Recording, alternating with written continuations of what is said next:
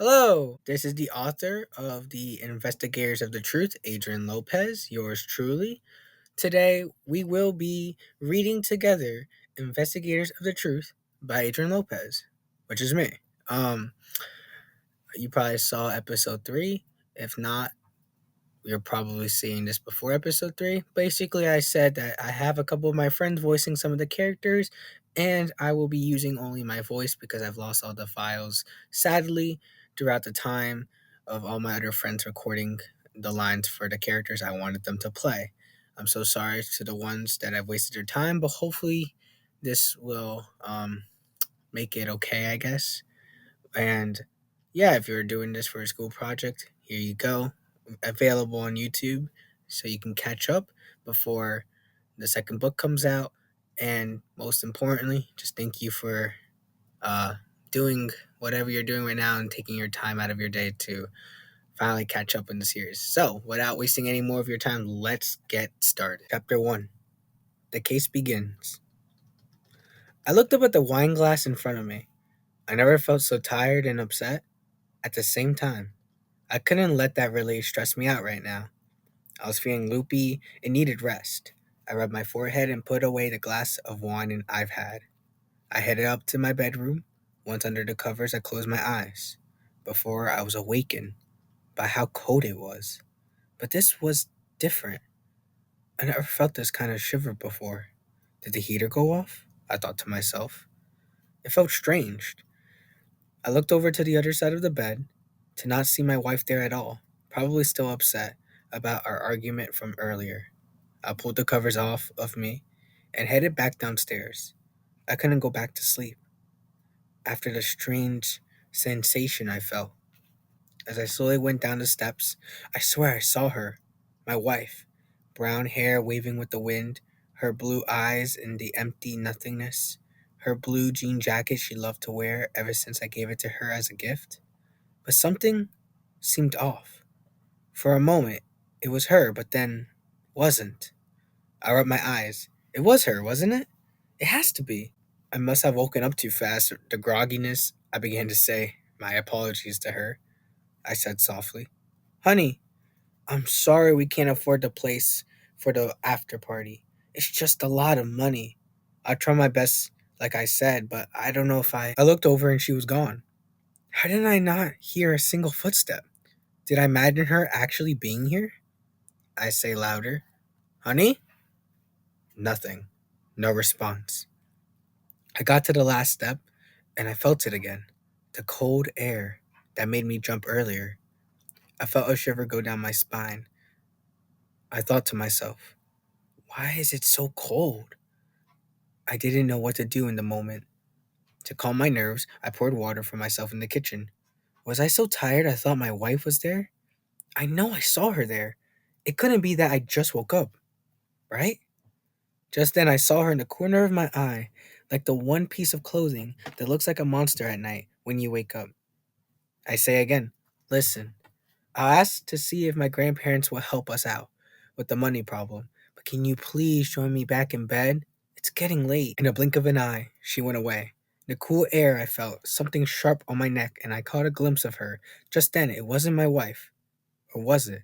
I couldn't tell as my eyes faded. Then, emergency sirens were heard in the background, a woman crying, an expression of pain and love, while two detectives are on the scene. Confirmed death, 5 a.m. Name, John Russo. 28 years old, 1990 to 2018.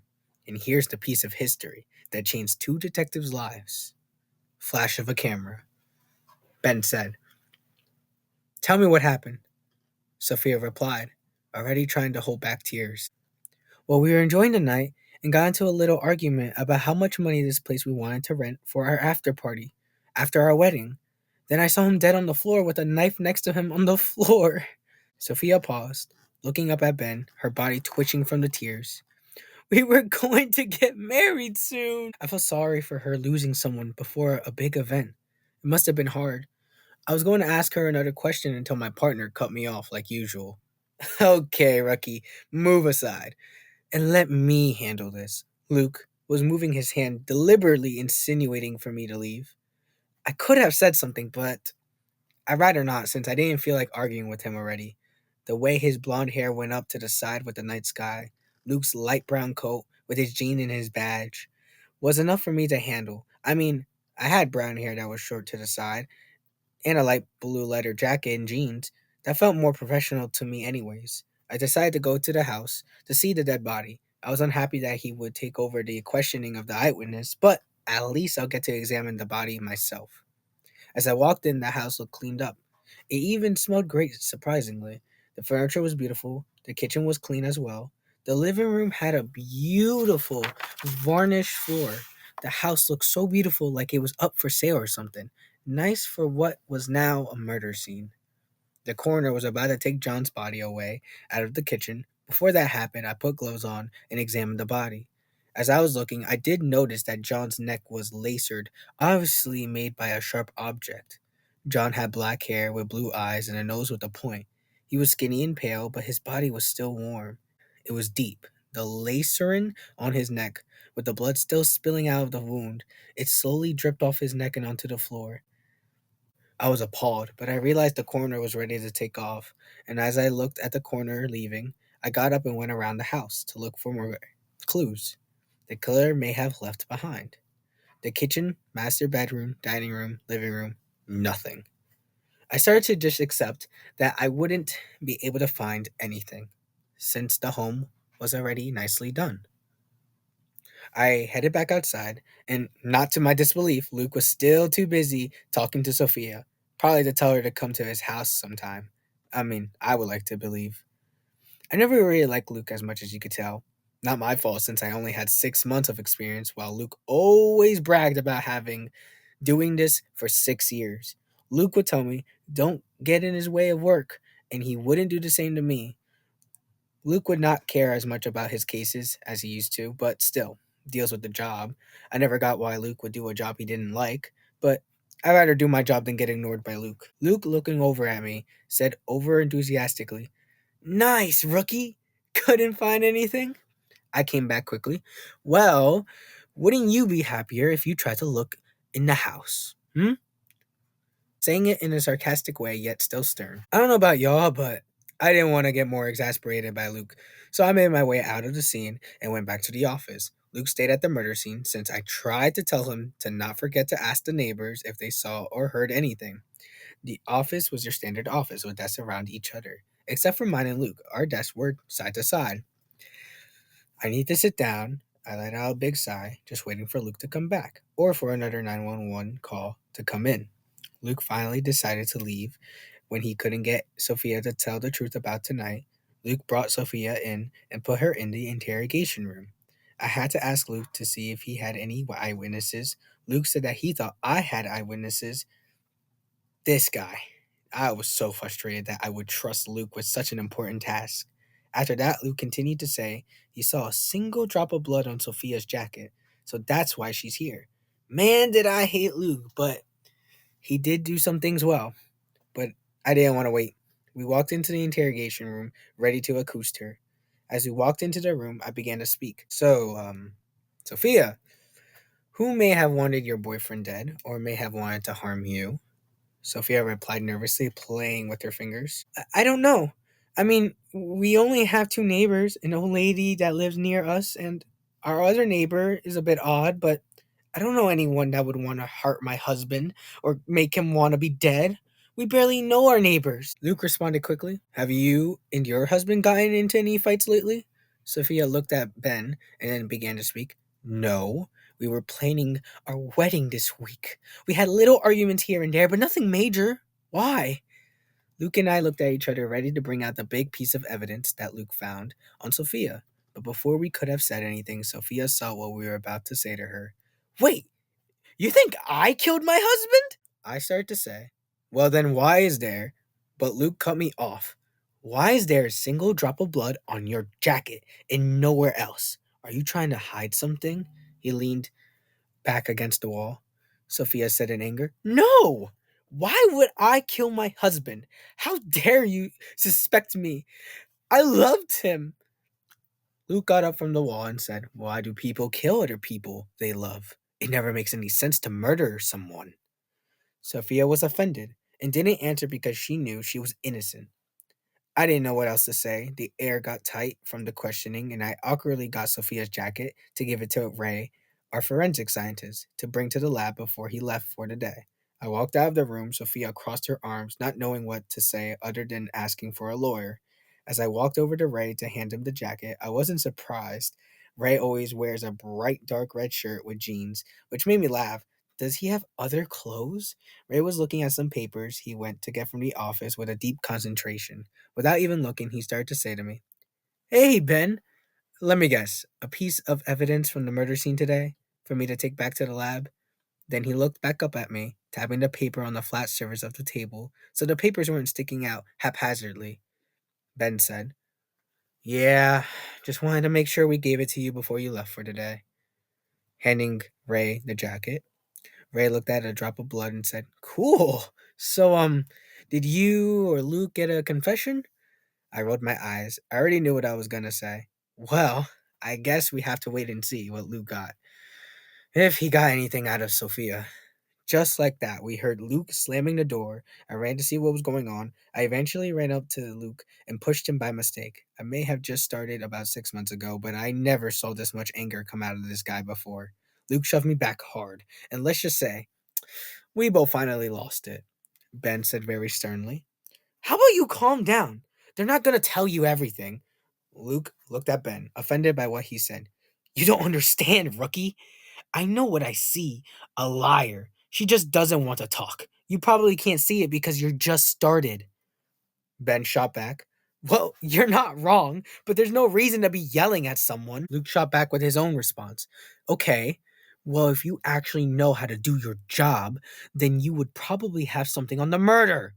Ben lost it after that and retaliated. "You know what? I had it, Luke.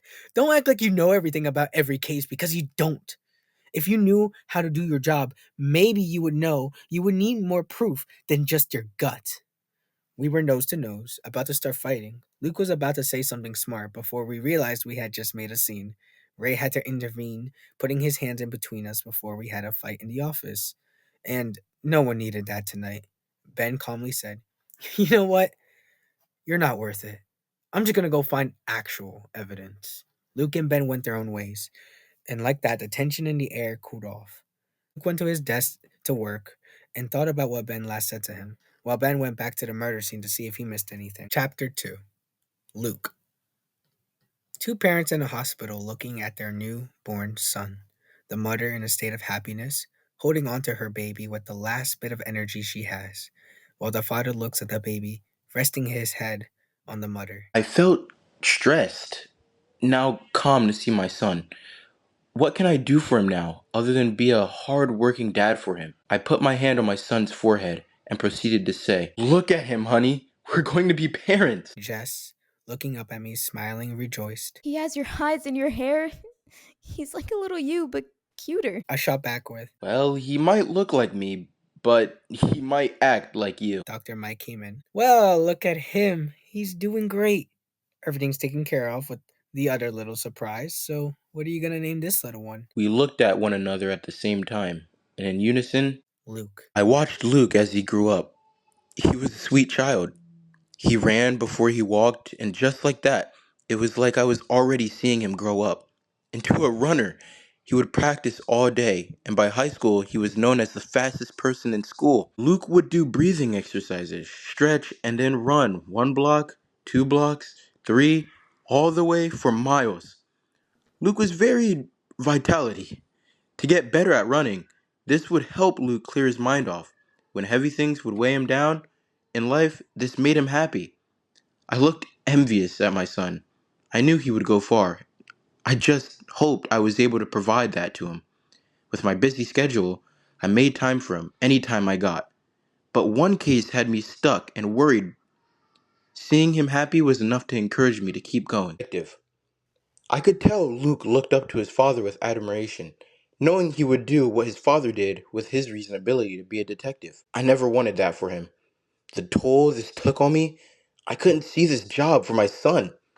So anytime he ran, I cheered for him. Through little comments like, "He's gonna make a living off of this." I remember going to his first real race. which made me happy seeing him do what he loved. How the air felt off his face, his body feeling lighter each step as he became one with the track. When he won for the first time, it was enough for me to rest, knowing he would be fine. Being able to hug him, it made me a proud father. Made me a proud father. My dad would always help me with my runs, saying that there's this song you should listen to today for your run. Buying new shoes to run with saying, test these out. They might be better. My favorite was when he took me to see the 3,100-meter dash at the high school I was going to go to. It was this race where all the best runners in their respective high schools would compete to see who was the best. He would say to me, one day, that would be me on the track. All I could do was look at how sweaty the runners were afterward. But in any case, it was true. I wanted to be down there, and I was going to be the best. Coach proudly said, Luke, another good practice run today in the 300-meter dash. Maybe someday you will make it to the Olympics. I responded, wiping my sweat off a towel. Well, let's hope, but I heard some good news today. I got A's on all my tests. The coach was looking down at the brochure as I was saying that. Well, let's hope this improves your day even more. There's an opening for the National 300-meter dash tournament against all the other high schools with their best runners. The event begins next Saturday. The coach handed me the tournament brochure proudly. I looked at the brochure. It didn't hit me yet then, but I was confused. Why was he showing me this right now? I already knew that I was going to go see it with my team. Did he already forget? I was very confused. I asked, I don't understand. Why are you telling me all this? I already know. Coach smiled. Well, because I think this year should be you to represent the school. You've shown yourself to be determined at running. Well, here's your chance to show the other kids what you got. What do you think? I was shocked at first, just looking at the number 3,100. Then, after a couple of seconds, I was so ecstatic, I was so stunned, I didn't even know what to say. All I could do in the moment was stare at the brochure, dumbfounded for a few seconds. The coach gestured to me. I grabbed the brochure my coach was trying to hand me. I finally came to my senses and grabbed the brochure, and just feeling it felt like a dream. Wow. Me? Really? I accept, Coach yelped in excitement. Awesome! I knew you'd be great at this. Practice starts tomorrow, 5 a.m. sharp. Don't be late, kid. I said without a second thought, I won't let you down, Coach. I'll show them what I got. Coach patting me on the back. That's the spirit, kid. Now, go home and rest, please. I just took off running back home with the news. A million thoughts came to me. I needed to run more. Practice at 5 in the morning. It is crazy. Most importantly, what are my mom and dad going to think of this? I need to go home now. As Luke walked in on my mom cooking lasagna, Luke happily, it smells great. He hugged his mom with such happiness it caught her by surprise. Jess turned around to see her son. Well, I can tell you had a great day at school today. Tell me what happened. I went on about the good grades I got today, how my practice run felt great, just teasing her with the truth. When I finally let my dramatic drum roll end with the big news I got, my mom dropped the cup of water she was pouring for me and went in for the hug. Jess yelled excitedly. Really, honey? Well, I know you do great. I was trying to make sure I could still breathe from this hug. I was able to let out, thanks, Mom. Where's Dad? I wanted to tell him the news. She finally let go and said, Working as usual. He's so close on cracking a case he's been working on. He won't be home until dinner time. I wasn't shocked by this revelation, since Dad usually came home late, usually at dinner for a little quick bite. I was tempted to just text him already, but I knew this moment had to be told face to face. To be able to see how he would react would be hilarious, since he likes to overreact to big news. Plus, we would be able to geek out over this. So I told my mom I was going to go work on some homework and tell my friends. They were a bit jealous but proud to know I was representing the school, which hadn't hit me yet. But they were right. The whole school was going to rely on me to win. Wow, that's something there, isn't it? Well, after a couple hours went by, I went downstairs to eat dinner to notice he wasn't there yet. No matter. He does come home late sometimes. I guess I would have to tell him in the morning, which I hated since I had to wait longer now, but no biggie. I was hungry for lasagna from earlier as we ate and talked about how our days went, and we heard a knock on the door. That's weird. Why would my dad knock on the door? But he's here. I ran towards the door, but when I opened it, all I saw was two cops waiting at the door. I was confused. Did we do something wrong? My mom heard the quietness and looked over to see them too. The cops said that while Michael was on the case of the murderer, he got shot by the person he was chasing. The world just stopped, froze in time for a minute. The cops stated that the killer was still not found yet, but they wanted to inform them on the news. I looked back, all I saw was my mom walking sternly to me in denial, asking questions. You're at the wrong house. There's no way. There's no way. She froze and just didn't know what to say. As for me, all I could feel in that moment was a kick in the gut. I wasn't tempted to move or help my mom to talk to the cops, but just stand there, waiting for him to walk in. Hopefully, but nothing. Just two cops and my mom on the floor denying they had the wrong family. I finally let out a single sentence. You didn't find out who did this? The one sentence turned into rage at the fact that my dad's killer was not even found. Nothing to say, officers? Please tell us there's something. Anything. Anything. I was on the verge of tears. I pushed the officers who was trying to comfort me at the moment. I didn't want it to remember what happened afterwards. All I could say is that trip to the hospital, seeing him there, laying on the bed, eyes closed, it didn't feel real. There's no way. I do recall me running back to the car. I didn't look back. I felt like all the memories of us were coming back. Then, as I was about to look back at the hospital, my mom opened the car door, just bending down to talk to me. Honey, are you okay? I didn't know what made her think that, but I shouted, "What kind of a question is that right now? What do you think? I lost my father, and you sit there and ask, am I okay?" I didn't even say goodbye to him. The last time I saw him, he left the front door to go to work on another stupid fucking case. I thought she was going to talk to me, but she just drove us home after that. During that week, a detective would come by, saying that he would find the person who did this. But I already knew that he wouldn't, because they just got promoted to detective and this was their first major case. They would never find the killer. I kept running, but the runs felt different. Like I wanted to run away and not towards something. The tournament was tomorrow, and I'll be honest with you guys. I wasn't in the headspace for the game that day. I guess the coach could see that, so he walked up to me with his hat down to his chest. Coach says softly, "Hey kid, do you still want to run this race? You don't look like you want to anymore." I was already locked in for the race. I don't know how to feel, but I will run no matter what. When the race started, I looked at a huge stadium of people cheering their kids on, but not my parents. My mom didn't come because she was still grieving and still in shock. She didn't feel like leaving no matter what. I got on the track since I couldn't worry about that right now. I was looking at all the other kids getting ready to run. They had their running shoes, track gear, and mouthpieces, probably because of their parents forcing them to be overprotective. The announcer said the race was going to start in 3, 2, 1, go. I ran fast. Felt like a speeding car in a race with the wind hitting my face. I closed my eyes. I felt lightweight. The air, how it fell off my face. My body feeling lighter. Each step as I became one with the track. As I began to open my eyes, I noticed we were almost at the finish line. I was about to win this, but who was going to see it? I pondered knowing the answer.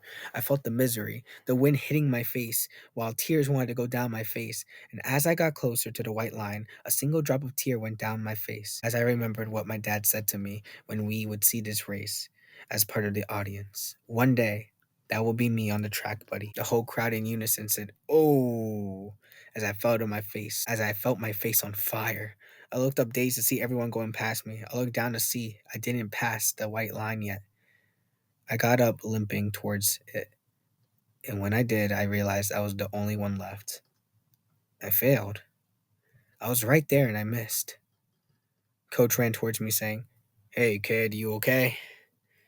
Coach was very solicitous. He sounded so muffled and unsure on what to say, and all I could say to that was, "I just want to go home." My coach grabbing the left side of my cheek where it burned. Coach about to put his hand on my shoulder. "Hey, it's okay. It's just one bump. You need to keep looking forward. Luke yelled. No! How can I look forward when there's nothing to look forward to? I was so enraged I left. I went home and just laid in the bed, looking back. I felt something at my fingertips. It was the brochure. I stared at it for a moment until I started to rip the brochure. I knew they were going to push aside the case as cold. After a couple of months, since the detectives who took the case afterwards couldn't solve it either, they had no lead, no clues, and if any clues that my dad did have, probably lost with him or the killer took it. I remembered I stopped showing up to the meetings after that. I didn't go to school for track. I stopped caring if anyone was going to find the truth to put my father's killer to justice. I was going to do it myself. I took crime investigation classes for the rest of my years, and after that day, I no longer trusted when a new detective got in the case because I knew they would give up after the first month. I had to trust my gut that I would be able to find my dad's killer no matter what, because that's what Luke's dad would have wanted him to do to end the case the way he never could have. Chapter 3 Eyewitnesses. I sat in the car frustrated that Luke yelled at me earlier, just because I was new to things. Anyways, I drove back to that crime scene to see if we missed anything in the house. I just wanted to clear my mind since I already looked and didn't find anything. Once I got to the crime scene, again, nothing was different except for the caution tape on the door. As I walked into the house, just looking at the furniture, just staring at it, I felt weird here, like something was just off. Yeah, a murder just occurred here, but still felt different. It's the best way I can explain it.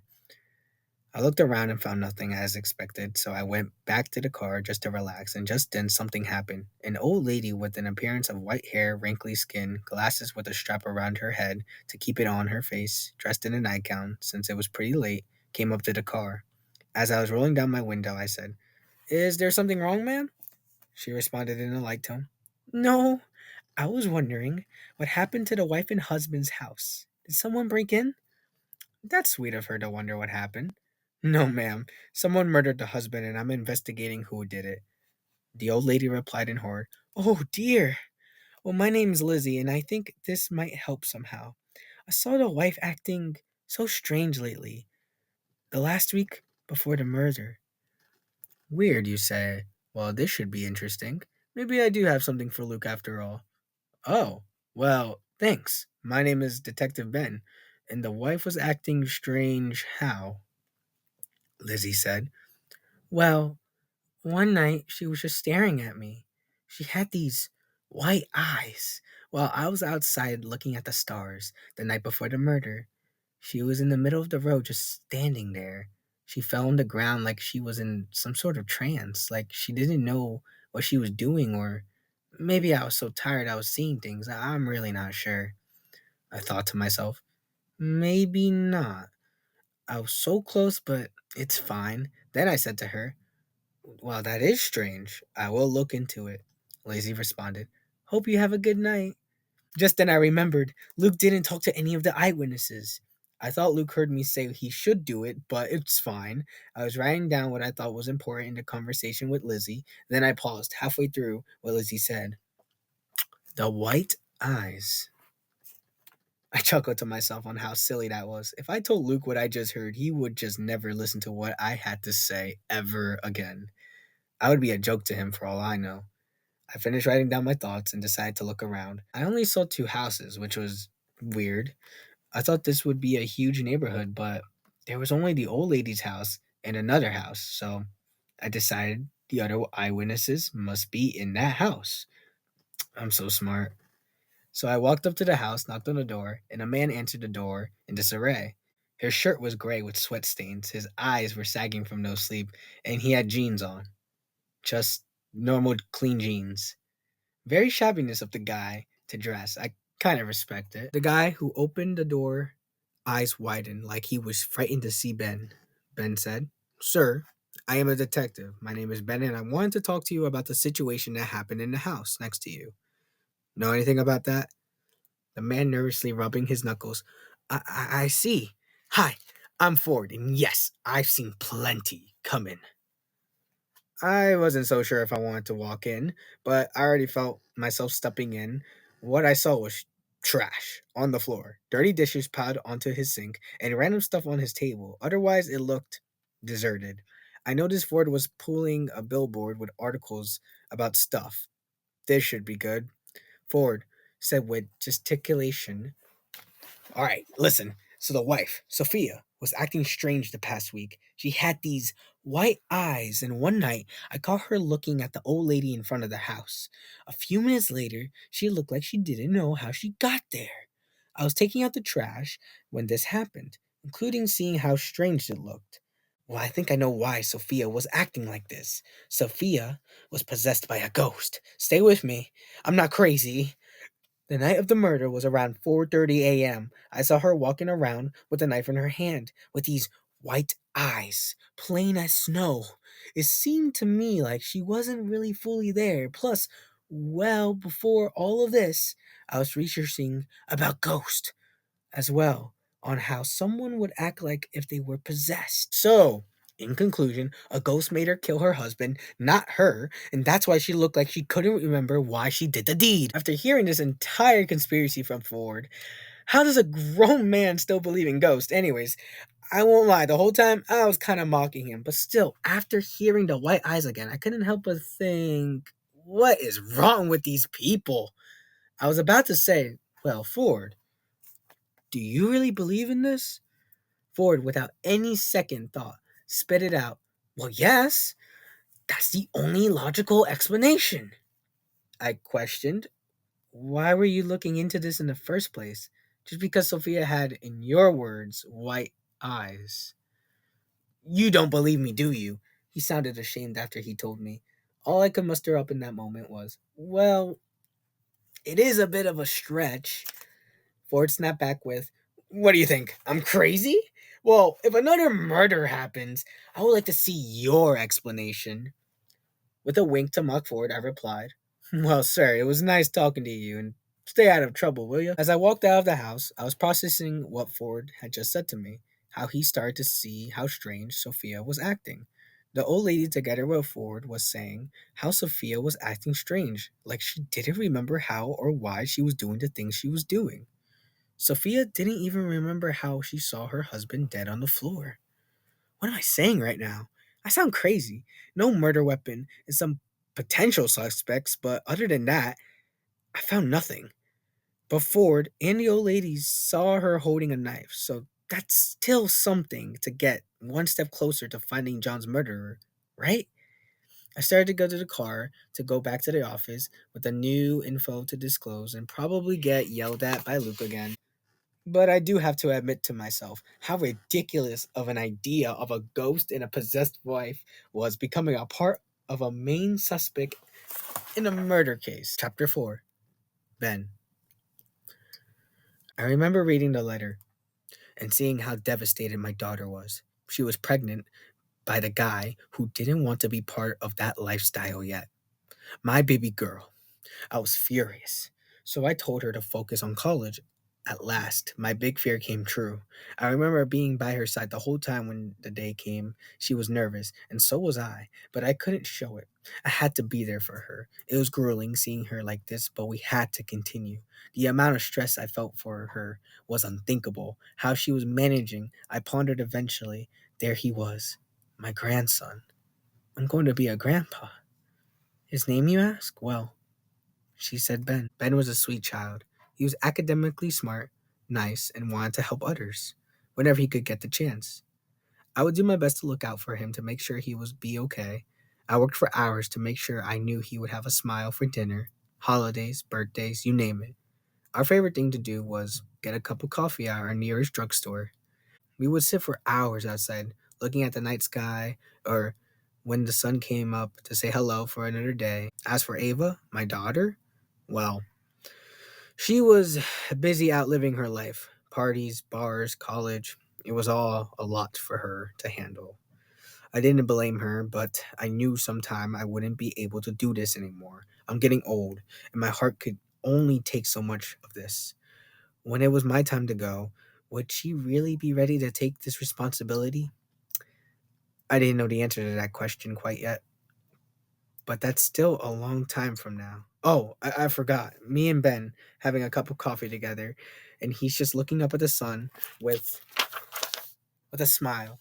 Good morning, he would say to the sun, waving at it. What a kid! What a kid! A few years went by, still taking care of Ben. Ava, well, she is slowly getting her act together, but still didn't have any of the answers. What do I do now? Ben is 13 years old. My God, has it been already that long? I could tell on this particular day he wasn't too happy, and I wondered why. I knew what would cheer him up, a nice cup of joe. He hadn't had one in a while, and when we could, we would do this again. I was able to convince him to come. Thankfully, he's very stubborn now. As we were outside, every so often he would take a sip and he would look at me like he had something to say. I asked curiously, "What's on your mind, Ben?" Ben quietly spoke. Mom was crying in her room. It looked like she was holding a piece of paper of some kind. I scratched my head, wondering what I could say. Well, sometimes mom has a hard time. Mothers do so much for their kids, they forget to take care of themselves sometimes. We stopped speaking to one another for a bit, looking at the cars pass by, sipping every so often. Ben said, "Dad?" I froze. Did he just call me his father? I didn't know what to say for a moment. Yes, I said sheepishly. Ben happily replied, "Thank you. I needed this." We tapped our coffees together, and as we sat there looking at the cars, I had to think, did he just call me dad? Does he know that I'm his grandpa? Did Ava never tell him? I was so caught up in the word that I finally accepted to let it slide. He needed a parental figure since no dad was in the scene, and obviously Ava had been in and out of the house. The closest thing he's ever got to see as a parent is me. In that moment, I knew I had to have a conversation with my daughter. I knocked on her door. Why was I nervous? I felt like I was about to say something too soon, but I knew it had to be now. Time is a funny thing. It never comes on time, and sometimes you need to make that time. The door finally opened and Ava actually there, thankfully. I said immediately as I sat down, "We need to talk for a second." Ava sighed, Okay, what's wrong? very sternly. "We need to figure out the future for Ben." Ava sat down next to me. I'm confused. Why now? I said, "Well, I'm not getting any younger, honey. It's time for me to retire. I can't keep helping you take care of Ben. I have no idea how he will be when I'm gone or how you'll be. I think it's time for you to stop with all the parties and drinking and help your father out." Eva didn't know what to say for a moment, then responded angrily. What? Why? Why now? You can't. I need your help still. I just got into college and I'm starting to live my dream. I can't lose that already. I put my hand on her shoulder to comfort her. "I know this is hard, but I don't know how much more time I have left to live. I need to see how you will take care of him, alone for a bit, while I'm still here to help out here and there." Ava moved her shoulder so my hand wouldn't be on it anymore. No, not yet. Why are you doing this now? She got up from the bed. "Calm down. We're just talking, aren't we?" Ava exclaimed. I thought you said you were going to help me no matter what. I pleaded, "Please, sit down and let me explain why." Ava said even louder. Don't you want what's best for Ben? I said upset, "I do want what's best for Ben." Ava quickly spatted. Doesn't look like it anymore. I got up from the bed too. "He called me dad, sweetie. And he called me his father today when we went to go get coffee." I paused. I never realized, but he has no idea I'm not his father. It doesn't help that his dad and mom are both not here, just focusing on themselves. So it makes sense that the only other figure in his life is me. I began to tear up a bit when she was not seeing what I have seen for the past years. Did I even help at all? Like I said, I would for her and him. I sat back down on the bed. "He saw you cry today, holding the letter." I remember being by her side the whole time, making sure she was okay. Maybe I did help. Was she ready? I could tell she needed time, but how much longer can I help her achieve that before I go? The next day, his heart gave out, and he died peacefully in his sleep. I remember feeling nothing for a week, still seeing my mom do her usual routine. As for me, I did my best to ignore the past when I found out that it was not my father who died, but my grandpa. I felt so stupid yet so numb. Even though Ben knew already after the argument, since he overheard it, The letter, he thought. He needed to ask about the letter. Ava spoke. I know this might be hard for you, knowing the truth that it wasn't your father who died, but the man who took care of you all those years was your grandpa. Ben quietly. The letter. I remember you talking about a letter. You're not ready to see that yet. Ava was about to walk away until Ben raised his voice. Who was my dad then? I deserve to know that at least. She handed me the letter, and I read it, knowing the truth. My father never wanted to be in my life. Since reading that letter, I decided I wouldn't want to be in his life either. I wanted to be better than my father. I was going to do the one thing that my father couldn't: help my mom. When I was finally of age to get a job, I went for a detective job because I wanted to help others. Since that day, too, I promised to ignore my past. I worked so hard for this degree, for the job, and eventually paid off, and I got hired to work at Hamilton, New Jersey. So I had to transfer to work with my first ever partner, Luke, to teach me the ropes. Ben packed everything he needed to move to Hamilton, but before he went, he needed to do something real quick. Ben drove to the graveyard and saw his grandparents' gravestone. Ben said softly, Hey, Mom, I got the job. I'm going to help others so they don't need to suffer without closure. And I'm going to be a better man for you. I hope I can make you proud. Maybe one day, if I ever meet him, he knows what he missed out on. Ben looked at the gravestone. He put his flowers in the pot and looked at it for a while. Ben started to think how life would have been different if he knew what it was like to have a dad. He forgot he was so young when he died. Ben took a deep breath, kissed his hand on the gravestone, and then walked away. Chapter 5. The Stakeout. As I walked into the office, I could tell Luke was waiting for me to walk in. As he got up from his seat, I had to stop him since the information was more important than bickering. Before we argue, save that energy for her. I pointed at Sophia, still in the interrogation room. Luke gave me a look that read, You take it from here. As we walked into the room, Sophia was looking confused but angry at the same time to see us here again. Sophia sharply, I already said I did nothing to my husband, you jerks. Luke replied, Well, my good friend found something that suggests you might want to drop this act before it backfires on you. Luke paused to look at me, then back at her for a dramatic effect, I guess. Ben, tell her what you got. Well, I took it from here. Well, I went to talk to some of your neighbors, and they told me that the night before the murder, you came outside with a knife staring at the old lady across the road from you? Care to explain, miss? I was sitting with Luke, giving him a look like, we got her. I won't lie, though. I was considering the idea whether or not to mention the white eyes, but I knew Luke wouldn't think I'm crazy. Plus, we're never on the same page, so I like this feeling we have right now. Sophia just responded with, Well, to be honest, I don't remember what happened. I just felt like I woke up from passing out. My eyes rolled back, and there I was somehow with a knife in my hand. My husband ran outside after he saw what was happening and told our neighbors I was not feeling good, but he knew something else was wrong. Luke slowly got up to have both of his hands on the table, leaning forward to say, Do you expect us to believe that you were holding a knife in the middle of the road?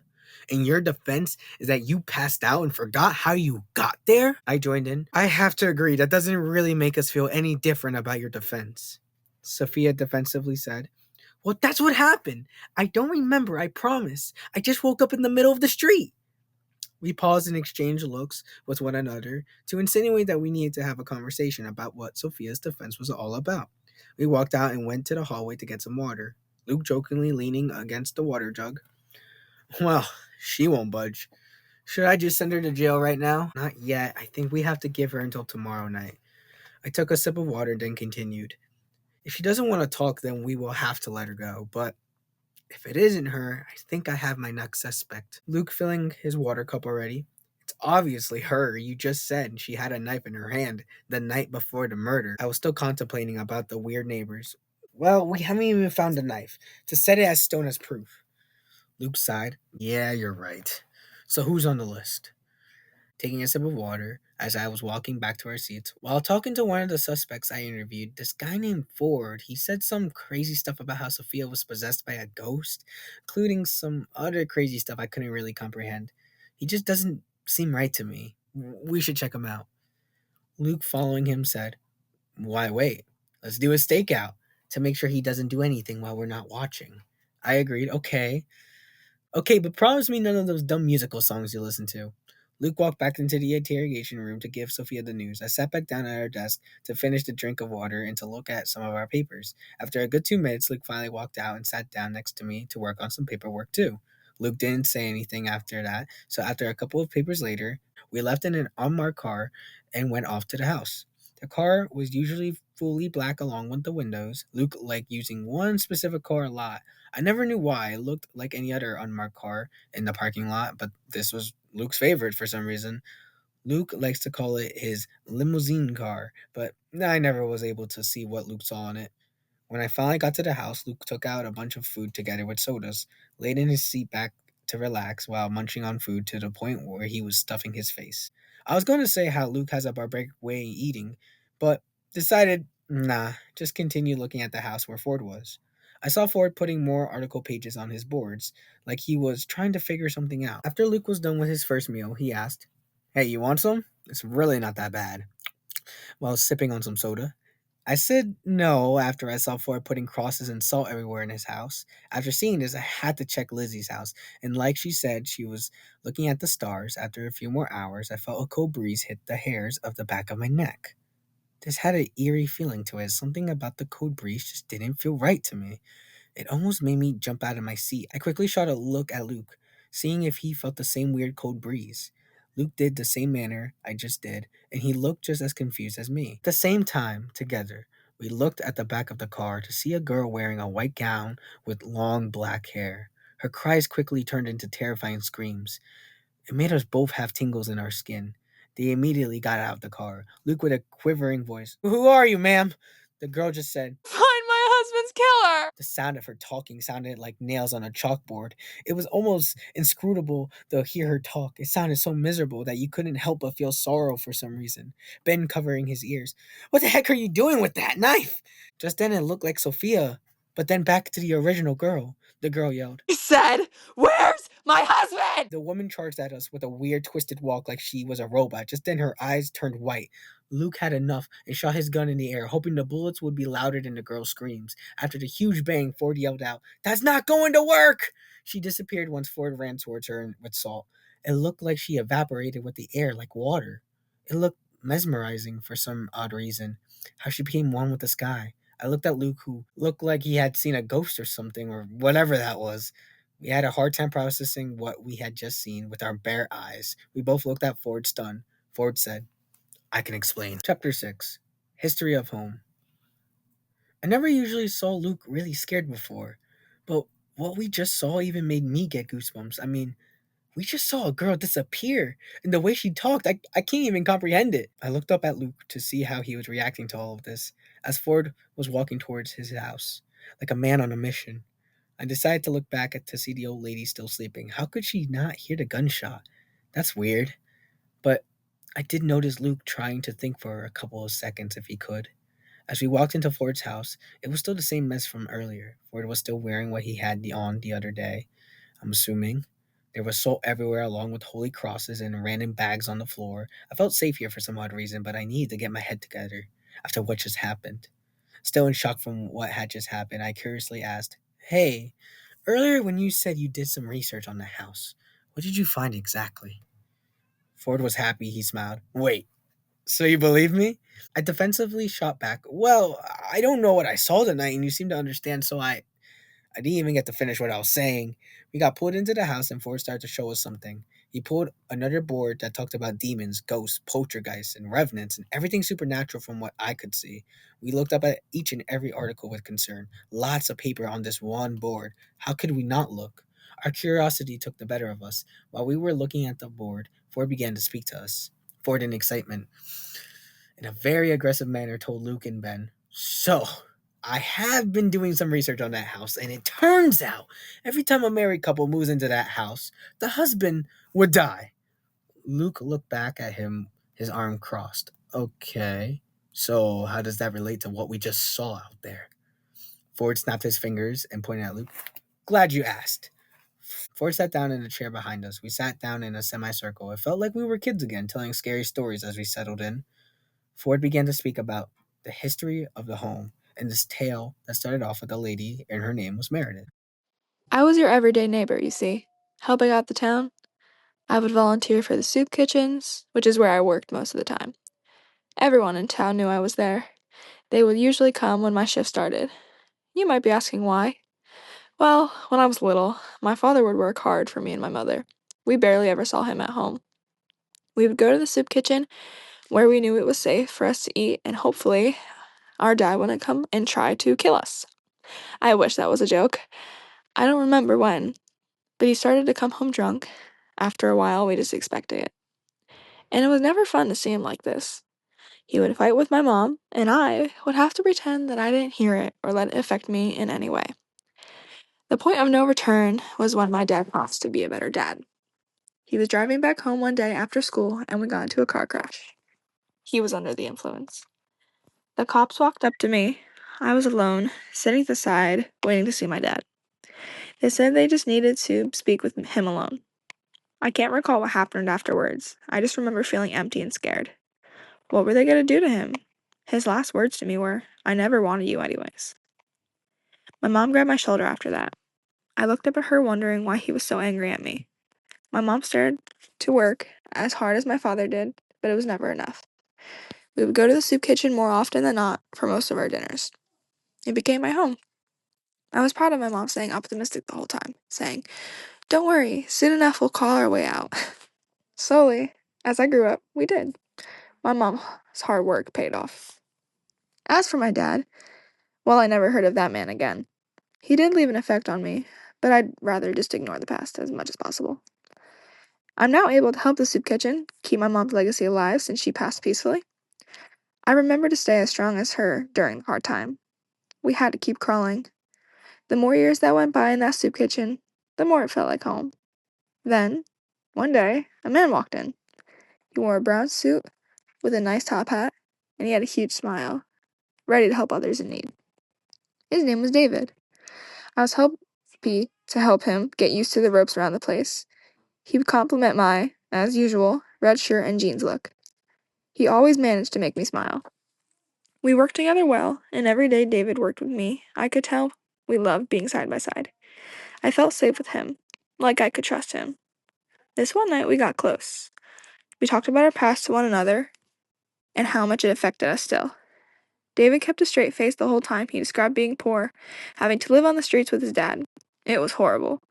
I felt like I wanted to go back in time to help him. The moon was bright and full, and after our hard-to-home moment ended, we finally kissed. I met someone I can trust, love, and was part of my home, my safe place. We would take walks in the park, have dinner, go to the carnival, and people from the town would watch us have fun together. It was a breath of fresh air in the town for once after a huge incident. It was nice to know joy can still come around. David had never loved it like this before. He had it rough growing up, and so being with me brought him so much happiness. He never felt happier. After dinner, we took our usually daily walks out in the park. Holding his hand as we walked felt amazing. It felt like a fairy tale come true. Just then, something I didn't expect. David was getting on one knee and proposed to me. I was stunned. I felt tears of joy, and his smile looking up at me as he held the ring tightly. I ran and hugged him and whispered to his ear, "Yes!" During the week before the wedding, we got a beautiful looking home to call our own. It was a bit old, but it had a home just for us. There were a couple nights I would wake up feeling groggy. My back felt twisted, and I was somewhere random in the house. It's strange. My heart would bounce up and down from the fear I felt here. The air was cold enough for me and David to shiver when we felt it. "What's wrong with this house?" was all I could think of for many nights. Again, the cold air was there. It seemed normal at this point.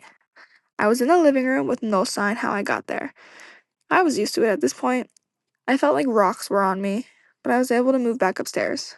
I yawned as I slowly walked up the steps one at a time. I do remember something happening to David.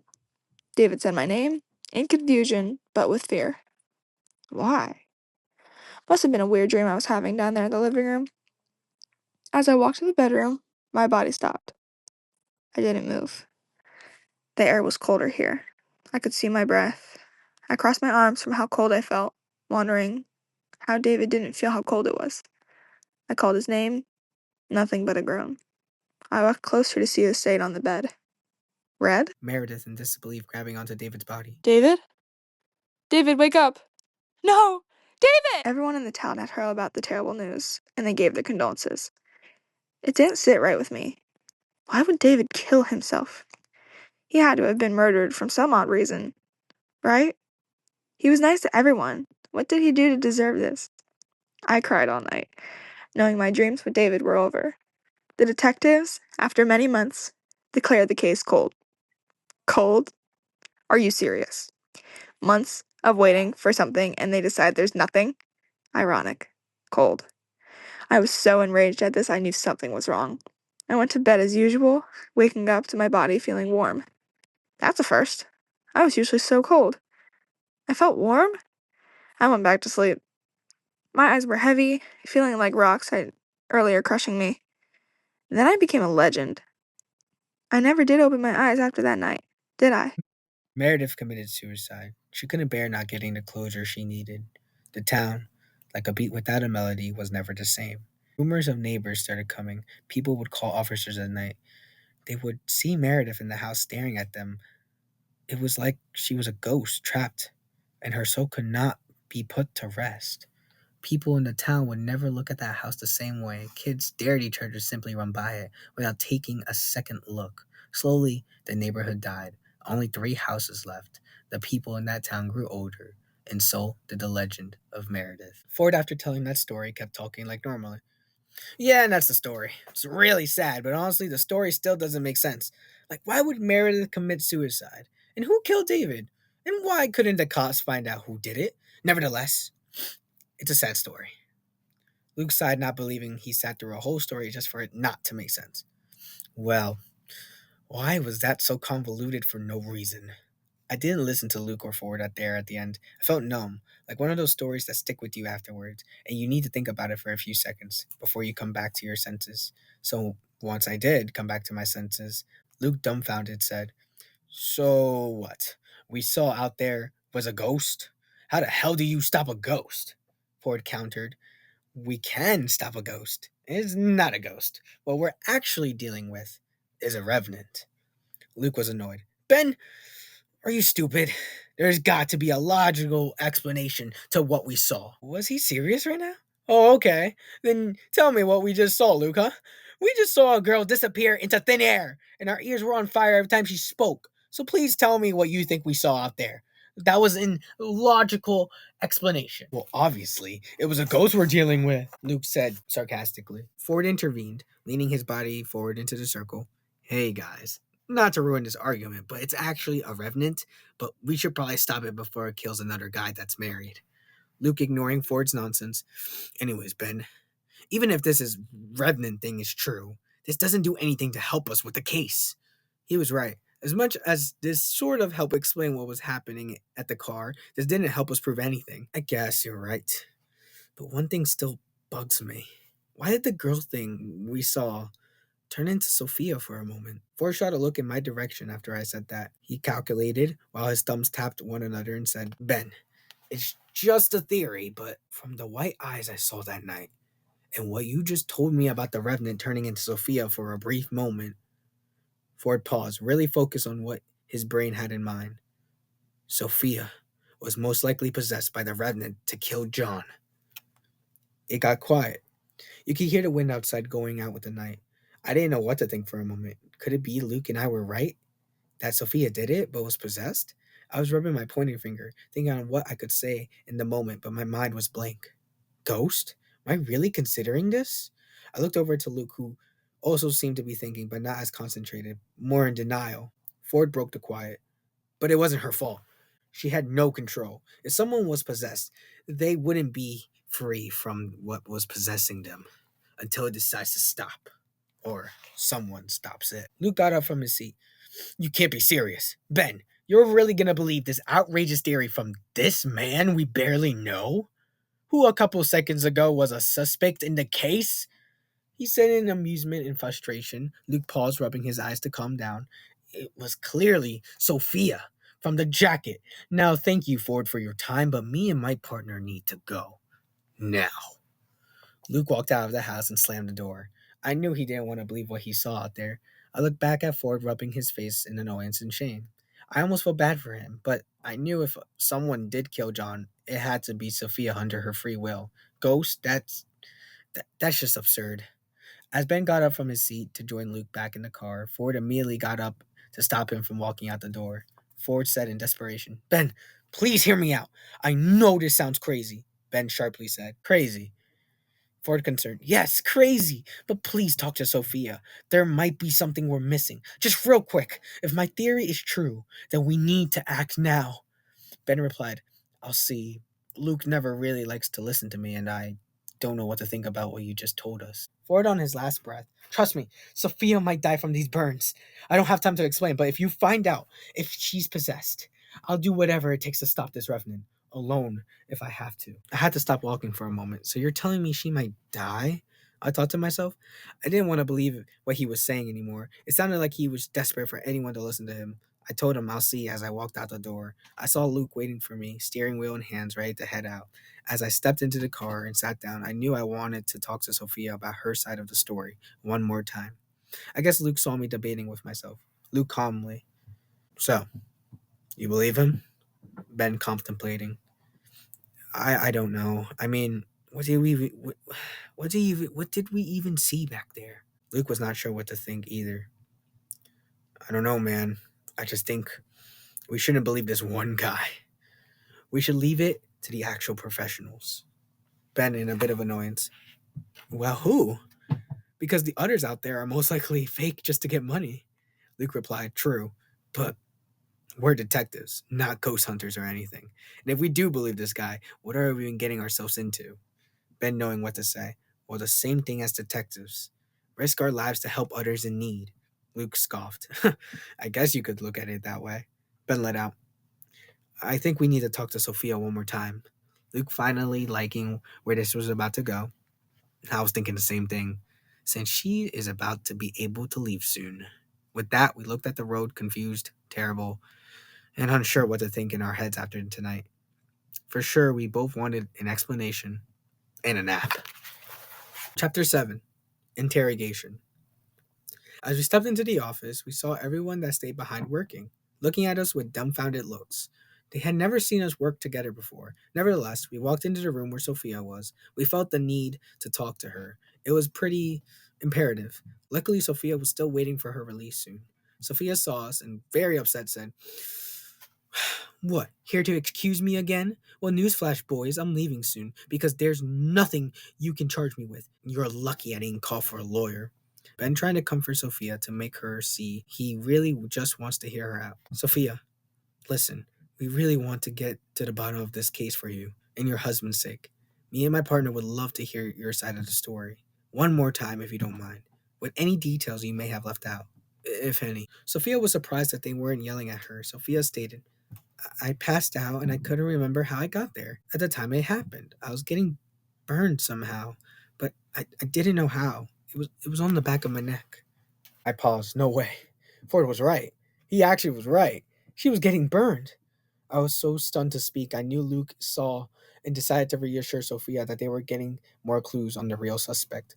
Luke pulled Ben out of the room and took Ben to the room where no one was. Luke slapped me on the back. What's the matter with you? You wanted to talk to Sophia, and one thing she said got you flabbergasted? Ben slowly yelped. Ford was right. Luke confused. What? Ben turned to face Luke. Ford told me that if Sophia was getting burned, that his theory was right. She was possessed by the Revenant, and it's slowly going to kill her. Luke was shocked. Oh. Ben continued. Yeah, I know what you said earlier, but if Ford was right... Luke angrily. What? Ben trying to get Luke to realize what took place tonight. Luke, are we just going to ignore what we saw tonight? A girl disappeared in front of us, like she was water. Luke puzzled. No, I know, but it has to be Sophia. Ben annoyed. You're not listening. She's innocent. A fucking revenant made her kill her husband. It's about to kill her. Luke, giving up, just said, What? Do you plan on telling the team it was a revenant that killed John? You think they're going to believe us? Ben, knowing they were stuck in a corner. Well, I don't know how to solve that problem yet, but we can't just let that thing kill her if we know the truth. Ford said he was going to stop it alone. he dies and Sophia dies too. That means two deaths are on us since we knew the whole time what was happening. Luke grabbed his head, rubbing it. I could tell he was getting frustrated by what was happening. We don't even know if we really want to stop this ghost, Ben said. Well, Ben paused, thinking if he should say to him that he might consider helping. Well, we can't blame it on someone who's kind of innocent. And I know we can't leave it cold since Sophia might die. And who knows when? And she doesn't even know. And and don't get me started on Ford on what might happen if he were to do something tonight. We just have to help. Luke explained. What? I never said I was going to get myself killed by a ghost. I never wanted this job anyway. Ben was confused. What do you mean you didn't want this job? Luke was not trying to indulge in the conversation anymore. Whatever. I'm not going to kill myself to stop a ghost, and that's final. We stood there in silence, conflicted on what we should do. I really was getting tired of standing here, and was getting tired of how late it was. The sleep was catching up to me. I could tell for Luke it was too. Luke left the room eventually, and I stood there by myself. I looked around and dozed off, thinking how crazy of a night this was so far. My body was tired and aching of sleep. The cold I felt in the car still made me shiver. The way the girl just stood there still stuck in my mind. What I did know was I needed to do something. I wasn't going to sit here and let Sophia die, right? I thought about my dad, on how he left me to take care of my mom, and how my grandpa died. I don't want to be like that monster and run away from my problems. But am I willing to do what I think is right? Or take the easy way out?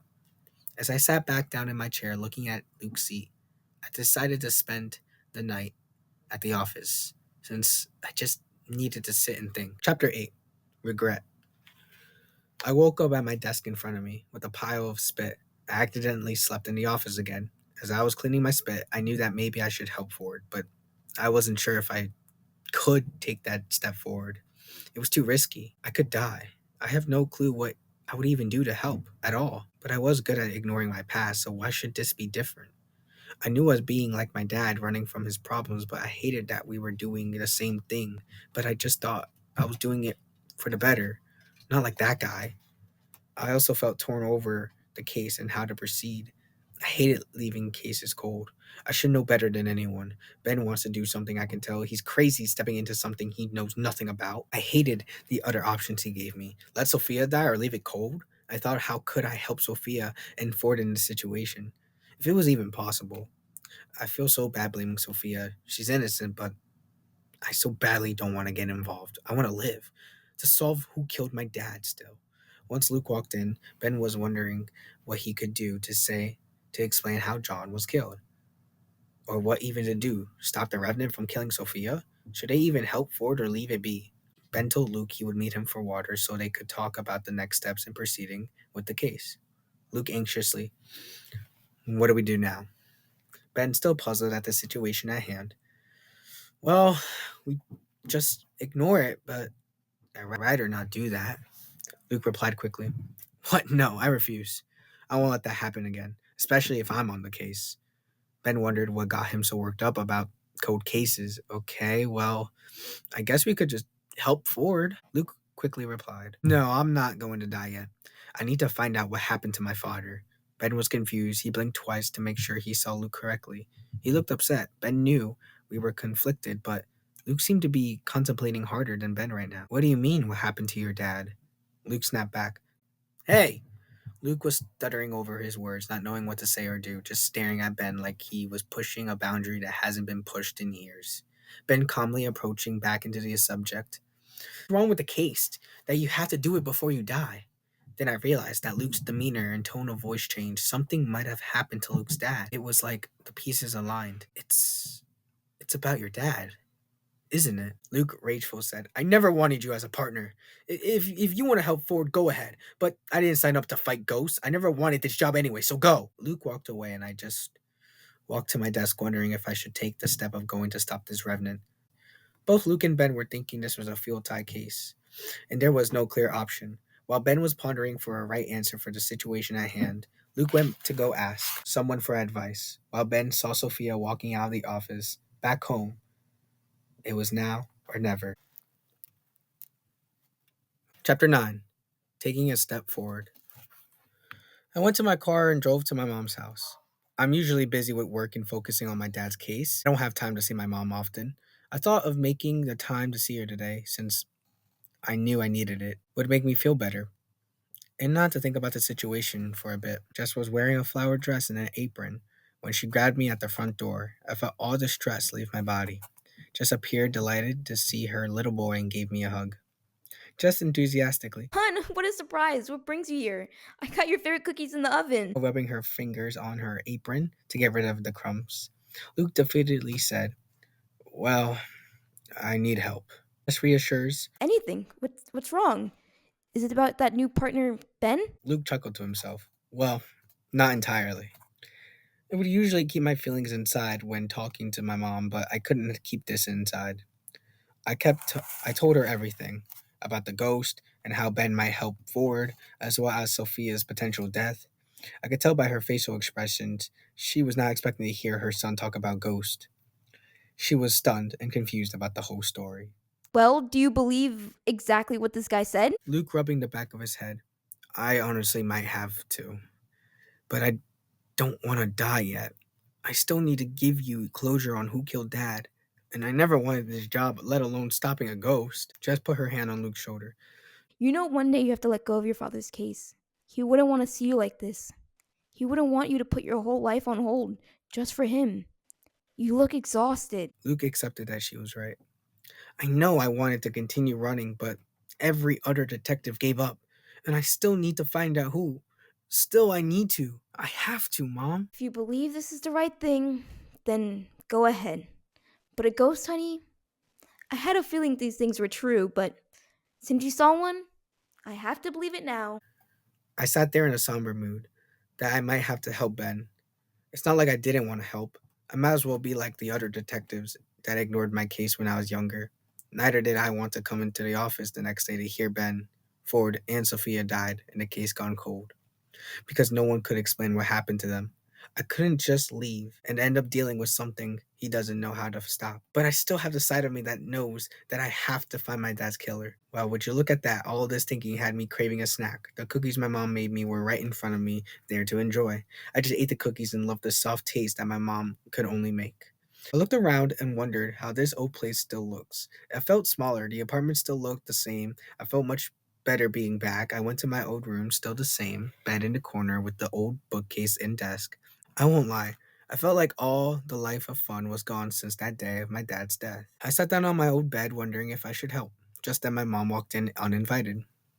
She had a nice hat on and told me to get into the car. I was confused, but I felt like a kid again, where if I talked back, I was going to be in huge trouble. I went into the car and was going to ask where we were going, but I knew the answer to that already. You'll see. So I just had to wait and see, which I hated as a kid and still do. I put my head on the side of the car to rest. I felt young again, safe. I can close my eyes again and feel the track under my feet as I ran. When I opened my eyes, I realized that the closer we got to our destination, I no longer desired to be in the car. I knew what my mom was going to do, and what I should say is make me do, and I wanted to rebuttal, but I wasn't going to win this battle. My mom was going to make me talk to my dad's gravestone. I promised myself I would only go back there once I found the person who killed my dad. I might have to break that promise today. My mom said she would wait in the car until you needed to get out what you needed to get out.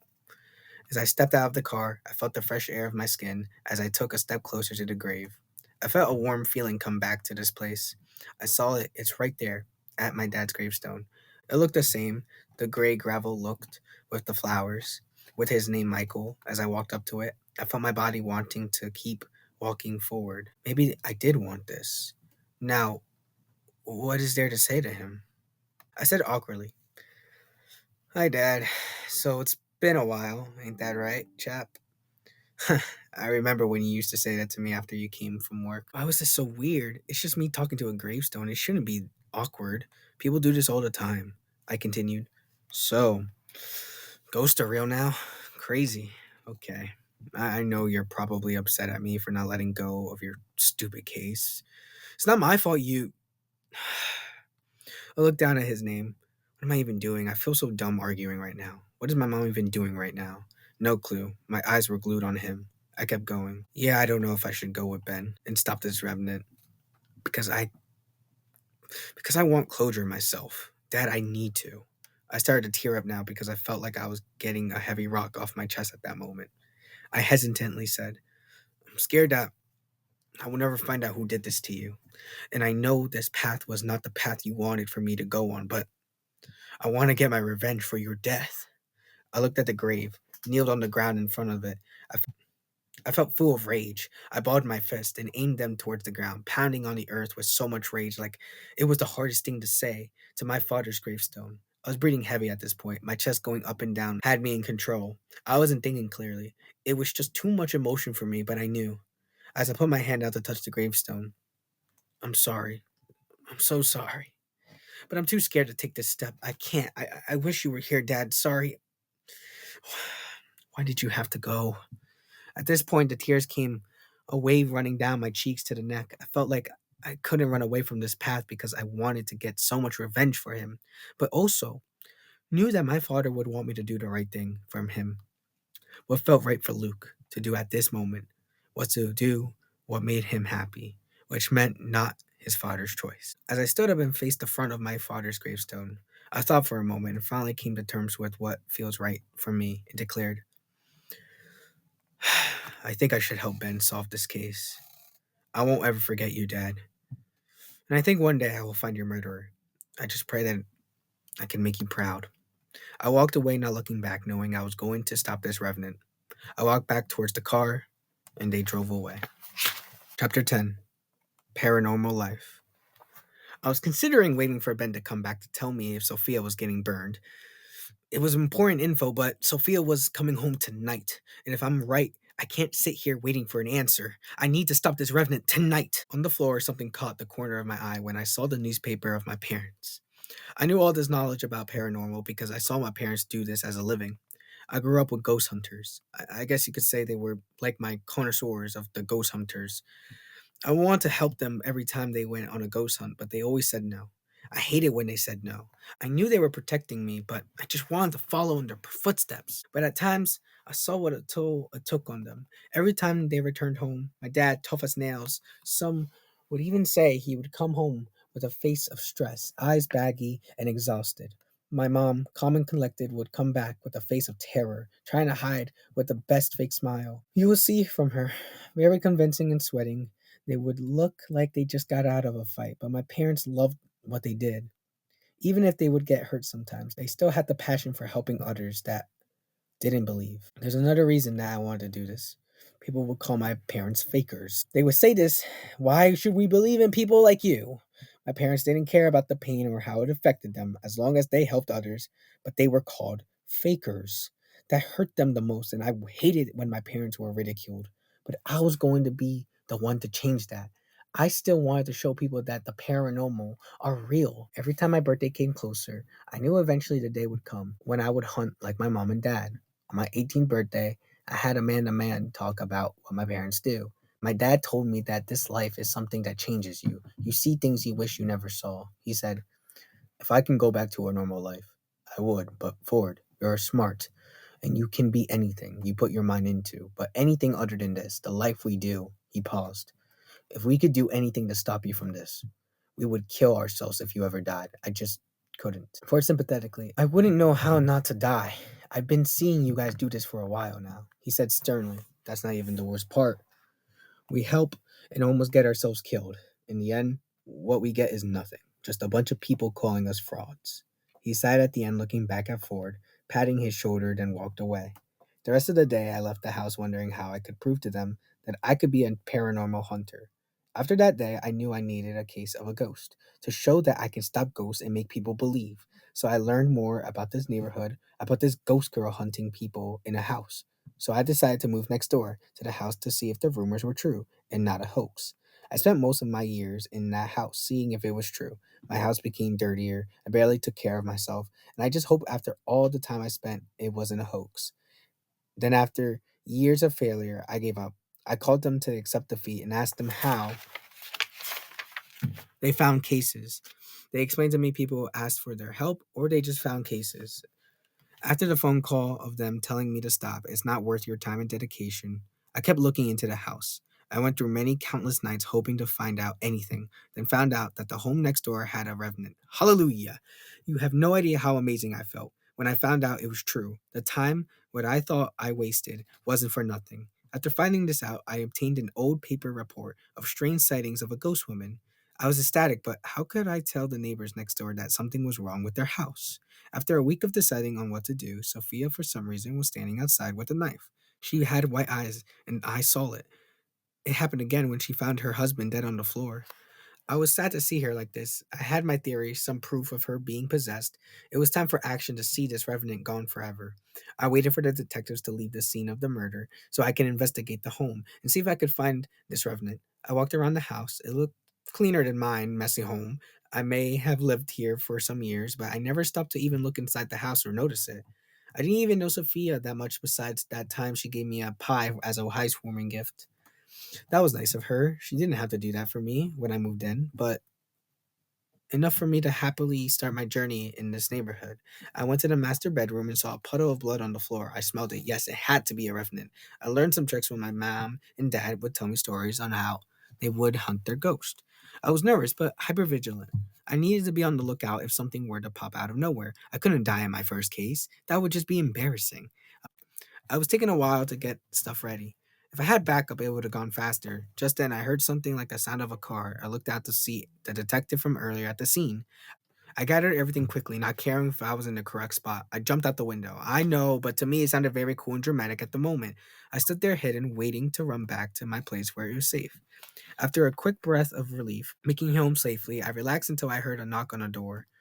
I opened the door to see the detective. I won't lie, for a minute I was scared that I just had gotten caught breaking in. So I introduced myself since that's what you do when there's a detective at your front door. Ben said he was investigating a murder and he wanted some insight. Hallelujah! I was happy. I didn't remember the last time I talked to anyone, ever, but my parents. But so I took the opportunity to tell him the truth. I told Ben everything. After talking to Ben, he looked at me like I was crazy and he just left telling me he would look into it. I felt stupid letting my excitement get the better of me because, of course, he wouldn't believe you dumbo. After that was over, I was back to square one, alone with no one by my side. I was about to sleep, but then I realized I could go back to the house and stop this revenant. Silly me, I almost forget my objective. Before I went, I did more research and found the legend of Meredith and how she was the revenant of this house. I put it on my billboard and crosses around, smiling that I found the backstory. Then remember, it's night, and I needed to put salt everywhere around my house. Don't question my habits. I do it for my safety. And you know what? You would do it too if you knew the truth, you readers. I knew everything now. The story was a little confusing, but I ran over to the house. I only brought the sound system this time. I put the headphones on and pointed the stick in the air to hear anything. After a while, I didn't hear anything. This revenant likes to play games, I see. As I pointed back up, a huge sound of a bullet could be heard in the background. It was so loud that I jumped and I quickly took off my headphones. I hope that I didn't just go deaf because of that. Where did that even come from? I looked outside cautiously and saw the revenant, as well as a detective and someone else there holding his head. I jumped out the window to help. I saved the day when I threw the saw at the revenant. No need to thank me. The book is still going. You're welcome. So you know the rest. I told them the story when I took them back to my place, but they didn't believe me, so they left, and that made me mad that they knew the truth and still denied it. But, at that moment, I realized how hard my parents worked to be known as frauds. I thought if I could be the one to make my parents proud, to be able to prove to others that ghosts are real, and now that I had the chance with Luke and Ben, when they saw it with their own eyes, now they still don't want to believe. So, what my dad said to me hit closer to home. That's not even the worst part. We helped and almost got ourselves killed, but in the end, we get nothing, just a bunch of people calling us frauds. I was about to do something that might kill me, but I promised myself I was going to stop this revenant no matter what. Even if it kills me, I don't even need help. I'm part of the famous bloodline of ghost hunters out there. Very cliche to say of me, but it's true. I stopped to think that people can't just see the bigger picture, sometimes even if it hurts, that no one is on your side. I will help others for their life to continue, even if that means it hurts me in the long run. And I can't wait more. I got my equipment ready, and before I headed to the house next door, I saw the picture of my parents. I took out the picture frame and held it. I was thinking of calling them, but I needed to focus on what was happening. I took the picture out of the frame and quickly folded the picture of his mom and dad and put it in his pocket. Ford looked around, just in case this was what he needed to do to prove to his parents that I can sacrifice my life to help others, even if it hurts them. Ford was about to leave, but then he heard a knock on the door. I was nervous, but I opened the door and I didn't even know who was on the other side. Chapter 11. The Plan. I went back to the office to see Ben sitting at the desk, looking conflicted on what he should do. I walked in front of him, and it looked like he got out of the trance of thinking. I said, "You're right. We need to stop this revenant before it kills Sophia, or something worse happens tonight." Ben looked shocked. It's almost like he was relieved what I said that to him. He probably was going to do it alone, but now he has someone there with him. Ben in relief. Thank God. I actually was going to do it alone, but how do we tell the others Sophia's innocent? Yeah, Ford needs to tell us for sure since he said it was just a theory, but it still looks like she's guilty. I had to cut him off there. We will focus on that later. We need to focus on helping Ford before something reckless happens at Sophia's house. We're going to the house now. We walked towards my favorite car. No matter what scenario, I would never leave this baby behind. As much as I was happy to see my limousine, I was nervous that I was doing something this crazy that I wouldn't have guessed I would do in years. As we were driving, something nagged me the whole time my dad's case. I knew if I died tonight, I had no one to solve it for me. I looked over at Ben, who was looking at the soda, probably wanting one badly, but this was something that I would have done unless I needed to. Luke didn't like the idea, but he trusted Ben. Something were to happen to him tonight, the person Luke could trust then with this favor was Ben. Luke contemplating. Hey man, can I ask you a favor? Ben looked back up, hoping Luke didn't see him eyeing the cans. Yeah, sure, I guess. Luke was holding onto the steering wheel tightly. If I die, he paused. I was wondering if you could take the case for me. Ben started to look a little confused at Luke. Uh, sure. What is it? Luke continued. You're right. Something happened to me and my dad. He was murdered by someone while on the case. All the other detectives that took the case couldn't find the person. It became a cold case, but I'm still looking for the culprit. So I was wondering, if I don't make it out alive, can you find the killer for me? Ben looked stunned. He never thought he would see the day Luke would trust him with something as serious as this. Ben surprised. Wow, yeah, I'm sorry to hear that. I had no idea. Are you okay? Luke grabbing the wheel normally. Yeah, I'm fine. I just need to tell someone to look into the case for me, just in case I die and, well, I trust you. My dad would have wanted me to do this, to help others and not just figure out his case. So, just please do this for me. Ben trying to reassure Luke. Yeah, I can do that for you. Ben paused and looked back down at the soda can. Can I? Luke amused. Yes, you can have one. I noticed you staring at it for half the drive now. The rest of the car ride was unsettling, except when I heard Ben slurp on some of his soda. I was focused on holding the steering wheel tight, Ben looking out the window, thinking about what could happen. When we made it to Ford's house, we knocked on the door. Ford answered the door, still wearing the same thing from last time we saw him. Ford looked ready for action, but we took him by surprise to see us here. Ford immediately looked at Ben with a face asking, Did you do it? Ford stern. Please, Ben, tell me, did you ask? Ben nervous, but never more sure. Yes, she told us that she was being burned. Ford paused. I could tell it was about to get serious. He looked down at his equipment and back at us and gave me a dirty look. I stood there awkwardly, not knowing what to say. Ford angrily said, Guys, thank you for finding this out for me, but let me get one thing straight. I'm going to stop this revenant with or without your help. So you can go back to your office now. No. We decided we know the truth. We're not going to sit here and let Sophia die if we can help. I could tell Ford wasn't ready to hear this, but happy we were going to help. His shoulders gently relaxed, slowly going down. I think he knew we were still a little hesitant. Ford in disbelief. Really? Are you sure you're up to it? Because it's a lot to put yourself into. We couldn't even say a word. In unison, me and Ben nodded our heads once. Ford stepped aside as we walked in, looking at the new stuff on his table. It looked like everything you needed to stop a ghost. What were we getting ourselves into tonight? In a bag on his table, there were crosses, rosaries, salt, prayer books, holy water, camera, UVI, black lights, color wheels, bells, electric torches, and microphones. Jesus, that was a lot. Me and Ben looked at the bag with all the stuff organized in their spots. I then looked at Ford with a puzzling question in mind. Ford answered like he knew what I was going to say. We send it back from the place it came from by an exorcism. I know she'll come back because Meredith did every night. She would walk around the house and then go outside to look at the stars, then yell, Where's my husband? Ben still confused. Okay, well, what's the plan? Ford, like he was waiting for this moment all his life. Well, first, here we go. I will put up the cameras all around the house. I'll be watching to see if anything happens, as well as the microphones we need to be set up, ready to hear when the ghost is walking around the house. Then you guys will put up bells on the door so if anything opens by itself, we can hear it. Ben, you will put salt around the house so Meredith can't leave. And Luke, you will put crosses everywhere in the house. Finally, when we do see Meredith, one of us will hold the cross at her, then follow what the book says, and you have to say it in Spanish. I knew I could do that for the team. I can do the Spanish part. I learned how to read and speak it and write it when, back in school. Ford was surprised I knew Spanish. Hallelujah! I never could read it well without my translation from my parents. Ford paused, remembering what Ben said earlier. Guys, when a ghost of any type puts a burn on a host, it has you under its control and it makes you their personal puppet. They will slowly kill you by immolation whenever they feel like it. So my theory was right. This was the nail in the coffin I needed. I'm sorry, guys, but Sophia was possessed by the Revenant and killed John. Ben and I shot looks at each other. Their biggest challenge came true. Sophia was the murderer. How would we prove her innocence when she did the deed? Also, on top of that, no one believing about the existence of ghosts. I decided to break the silence.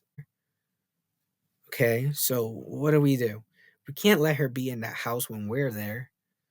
Ford, prepared, replied, "You're right. So we leave her here at my house. She could still be killed, but she will not be in the eyesight of Meredith when we are, the thing she's focusing on. It wouldn't be good if the Revenant saw Sophia with us. She could use her against us. We need to act fast to stop Meredith so she doesn't kill Sophia." I looked towards Ben and said, "Would she even believe us?" Ben nervously said, "Well, we're about to find out." I knew this would be the hardest part. Ben and Ford having to try to convince Sophia that the Revenant made her kill her husband as well, needing to stay at her home to stop it before it burns her alive. How would we even say that to anyone with minimal time on our hands? As we walked up to their house, Ben knocked on the door. I could feel everyone wondering who's going to be the one to lay this on her, as well as try to convince her. As the door opened and seeing her see all of us standing outside her door made her confused. Sophia was confused. What's going on? Why are you guys all here? We stood there awkwardly waiting for someone to speak. How do we even start this conversation? As my mouth opened to speak the words, Ben beat me to the punch and was able to speak for us. Ben quickly said, "We know who killed your husband and why you can't remember anything, and why you also have burn marks on your neck." Sophia, in a state of shock and relief, said, "Oh, really? You guys did it? You guys found out? So who did it?" Luke put his hands in his pocket. "Sophia, you really need to listen to us. And I mean, really listen to us. No matter how crazy this sounds, you have to believe us." Sophia, concerned, okay, so who did it?" Holding the door tighter. Luke, taking a deep breath. "Okay, in the night of the murder, you said you felt like you woke up not knowing how you got there. Well, that was because you were possessed by a revenant that made you kill your husband without your knowing. And this revenant is leaving burns on you to control you, but also at any moment to kill you." Ben said in an implored voice, "I'm sorry, Sophia, but you killed John. But it wasn't your fault. You were possessed. You didn't know. But you need to hear us out. We could stop it before it kills you." Sophia stepped back, looking at each and every one of our faces. I could tell she was thinking these guys were crazy. Sophia slowly closing the door. Sophia chuckled. "Funny joke, guys. I just realized I need to clean my house, but thank you for the laugh." Luke put his foot in the front of the door so she couldn't close it. "We're not joking. You're slowly dying. I know it's a lot to take in, but you need to hear us out." Sophia, annoyed, "Stop it. That's crazy. A ghost made me kill my husband? I would never do that. There's a reason for my burns. Just let me close my door." Ben jumped in. "I know how this sounds. Believe me, I do. But we really need you to hear us out." Sophia angrily said, "I think I heard enough from you guys." Ford tried to say, "Sophia," but Sophia cutting Ford off. "No offense, Ford. Is it? Why are you even here?" Luke slowly getting annoyed. "Sophia, you need to trust us." Sophia shouted, "Why would I? You guys never trusted me before. Now you want me to believe my husband is dead because of me? There's a logical explanation." As Sophia was struggling to close the door, with my foot in pain from the force it was taking, I couldn't be mad at how she was reacting. I reacted the same way. There has to be a logical explanation. I was wondering how we could make her believe us. But just then, she started to tear up. She was scared. I decided to move my foot so she can close the door. The door made a loud thump. She was really trying. We all looked at each other. What do we do now? We sat in front of Ford's house, looking at Sophia's house, feeling lost. I was startled and had to sit down. What they were trying to tell me, I couldn't believe. Have I gone mad? I started to stiffen up at the fact that I could be dying at any moment. I was shaking. I felt the burns getting worse for some reason now. Was it really me who killed my husband? Why am I considering? Why are they saying that? I walked into the kitchen, rubbing my face, looking at the sink. I don't know what came over me. I started to tear up, remembering John and my father. My dad died in an accident when I was born. My mom didn't take it well, and she became an addict. Because of that choice she made, we were poor and scared. We never got out of poverty. She spent her money on nothing we really needed.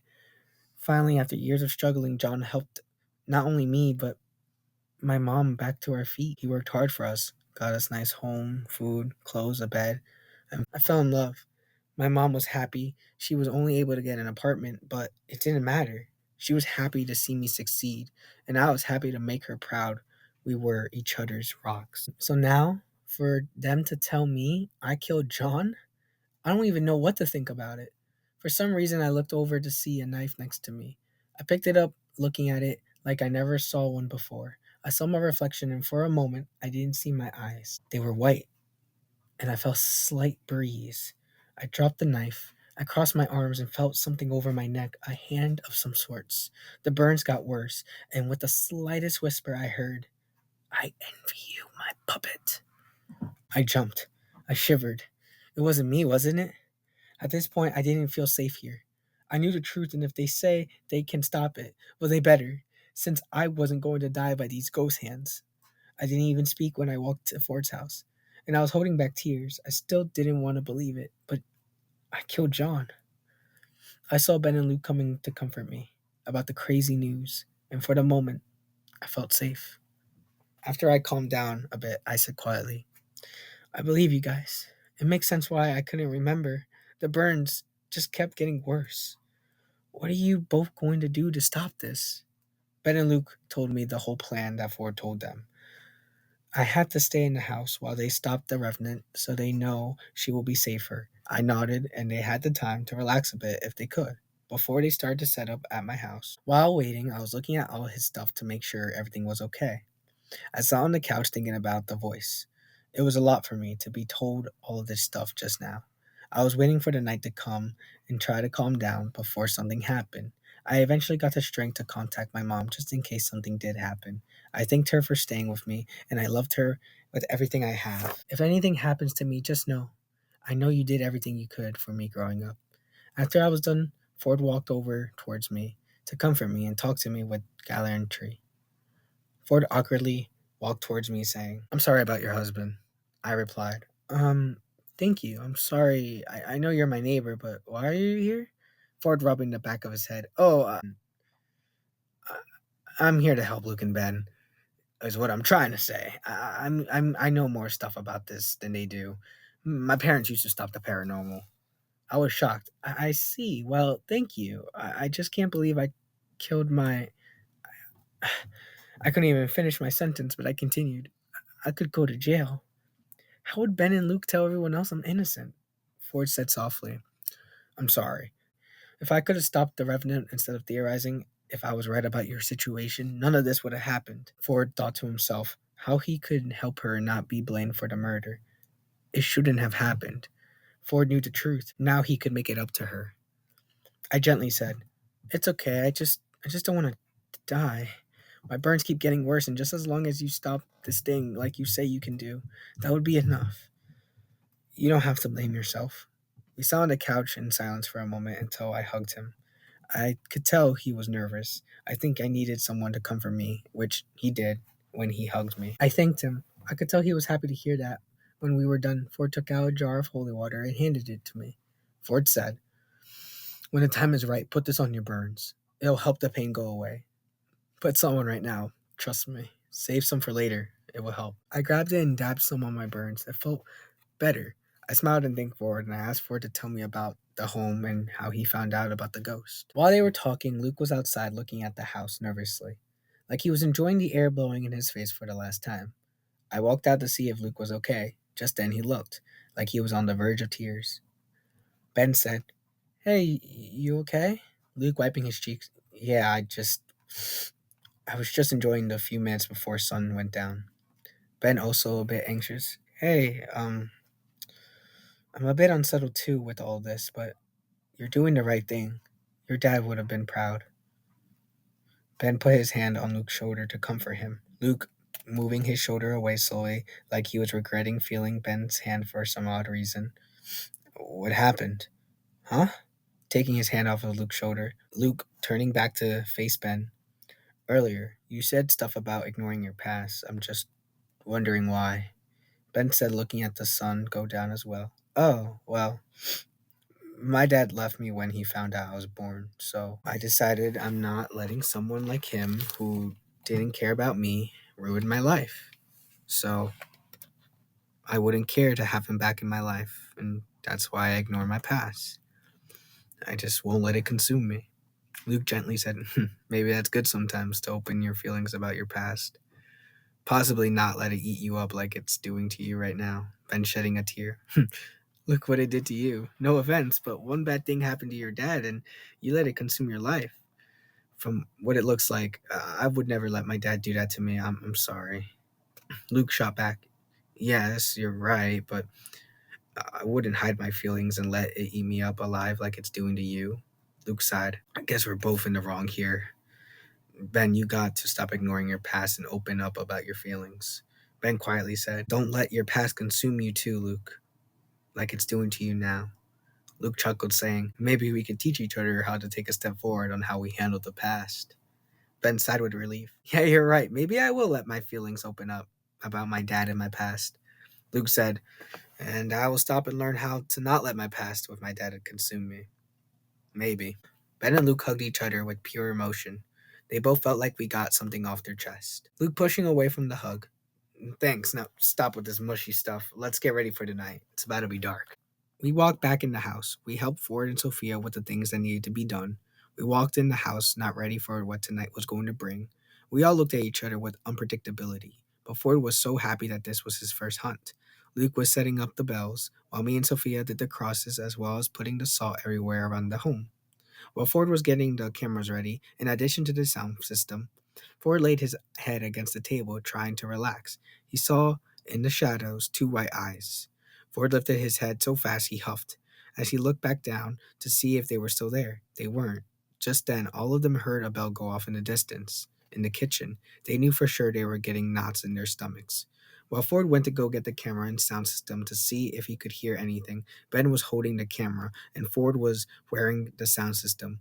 Luke was walking with the electric torch, ready for anything to try to pop out of them. While making sure Sophia slowly did not make a noise to interfere with the sound, Luke managed to get to the door with Sophia. Just then it was midnight. Ben was looking at the kitchen where the sound came from, but saw nothing for a little bit. It was quiet, just hearing the bumps in the house. Everything was the same until they heard a bell behind them. A slow creak was happening while the door was opening. Luke pointed his electric torch at the door where the kitchen was. The light was shaking because Luke was getting a bit nervous. Ben was looking it through the camera to see an old man for some reason on the chair in the living room. The whole house had a cold breeze that made them jump. Just then something happened to Ford. He heard a sound so terrible, so horrible, that most people would never be able to listen to it for more than a second. The most horrible sound of sorrow coming from Meredith. It was so bad that even got Ford to almost start crying. They still couldn't find where she was, but Ben heard the sound of her. Just then the electric torch saw the white eyes as Sophia yelled, "Help." Chapter 12. The Old Man. Luke fell to the ground because of how horrible the sound of mourning was. He was trying to stand still, but the sound made me tremble to my feet. Just then Ford went to the kitchen super fast, grabbed the cross, and began to pray. The Our Father. Meredith vanished, and everyone gasped for air. Luke got up, still trembling in fear, wondering if they won. Ford shouted, taking off the headphones, "Did Sophia make it out?" Luke got up. Nah, Meredith took her before she was able to open the door. It got quiet and no one knew what to do. For all we know, Sophia could be dead, and they just failed without even starting. Finally, Ford stopped the tension we felt and was able to speak, Ford thinking on his feet. Well, Sophia put salt everywhere, so it can't leave, but now it's going to be a lot harder to put it back to hell. She knows what we're up to. This revenant hasn't gotten any closure for many years. That's why it's so horrible to hear her sorrow. Luke rubbing his knees. All right, so what do we do now? Before putting back the headphones, we wait until it comes back somewhere so we could try to send it back to hell. Out of nowhere, Ben yelled something. In the living room, I saw an old man for some reason. He was sitting on that red chair. I thought there was only one thing in this house. Ford confused. Old man? Ford paused and continued. I never saw any papers on an old man living in this house. Ben shouted. Well, then why was there an old man sitting on the fucking chair?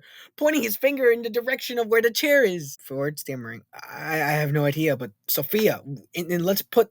All right. Let's put more crosses and wait for Meredith. I wanted to continue questioning, but maybe it was all in my head. I could have just been seeing things like you usually do when you're scared.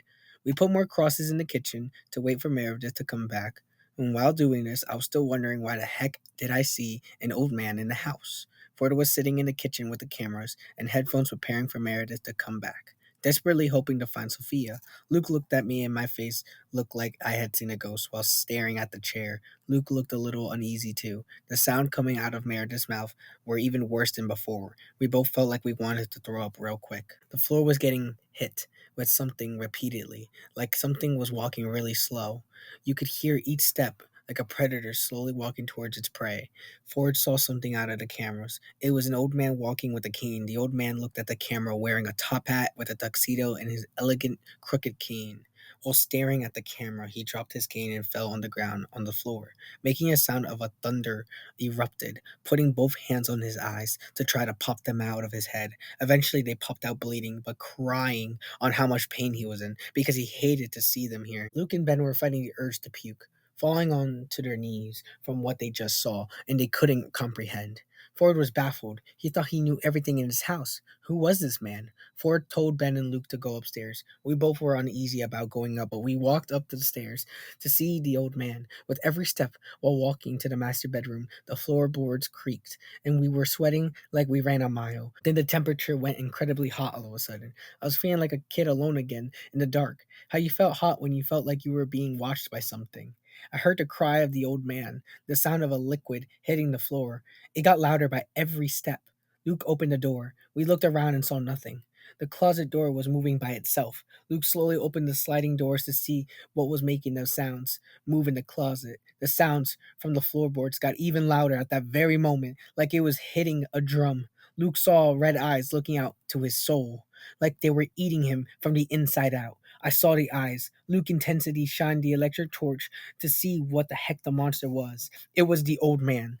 Teeth sharp as knives, shivering with sadness. His eyes looked sunken into his skin. It was just as bad as Meredith, maybe even worse. Before we went up to the room, I made sure to bring holy water from Ford. I grabbed it out of my trench coat pocket and splashed holy water on him.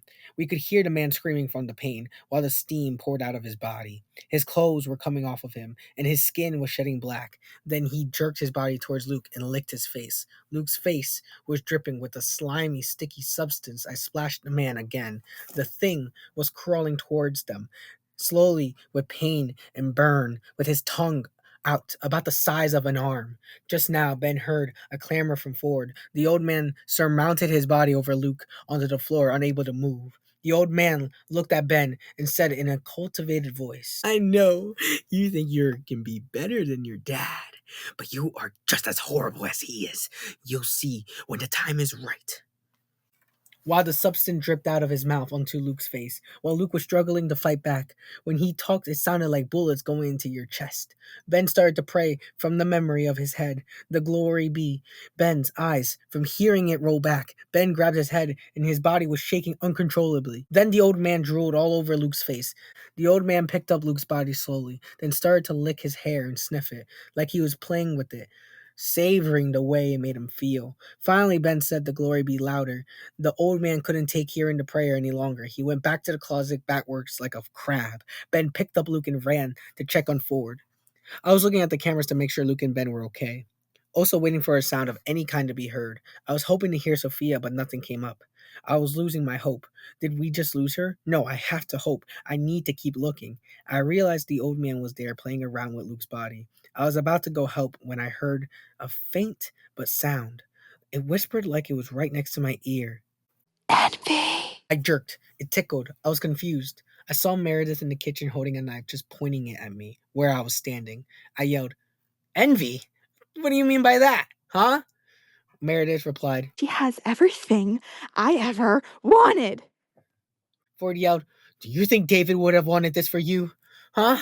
Killing yourself and not getting over his death? Meredith said slowly, walking towards him. Killed myself? I have no idea what you speak of. But I know Sophia will die after seeing your death first. We ran down the steps. Ford was being choked by Meredith while her knife was about to stab him.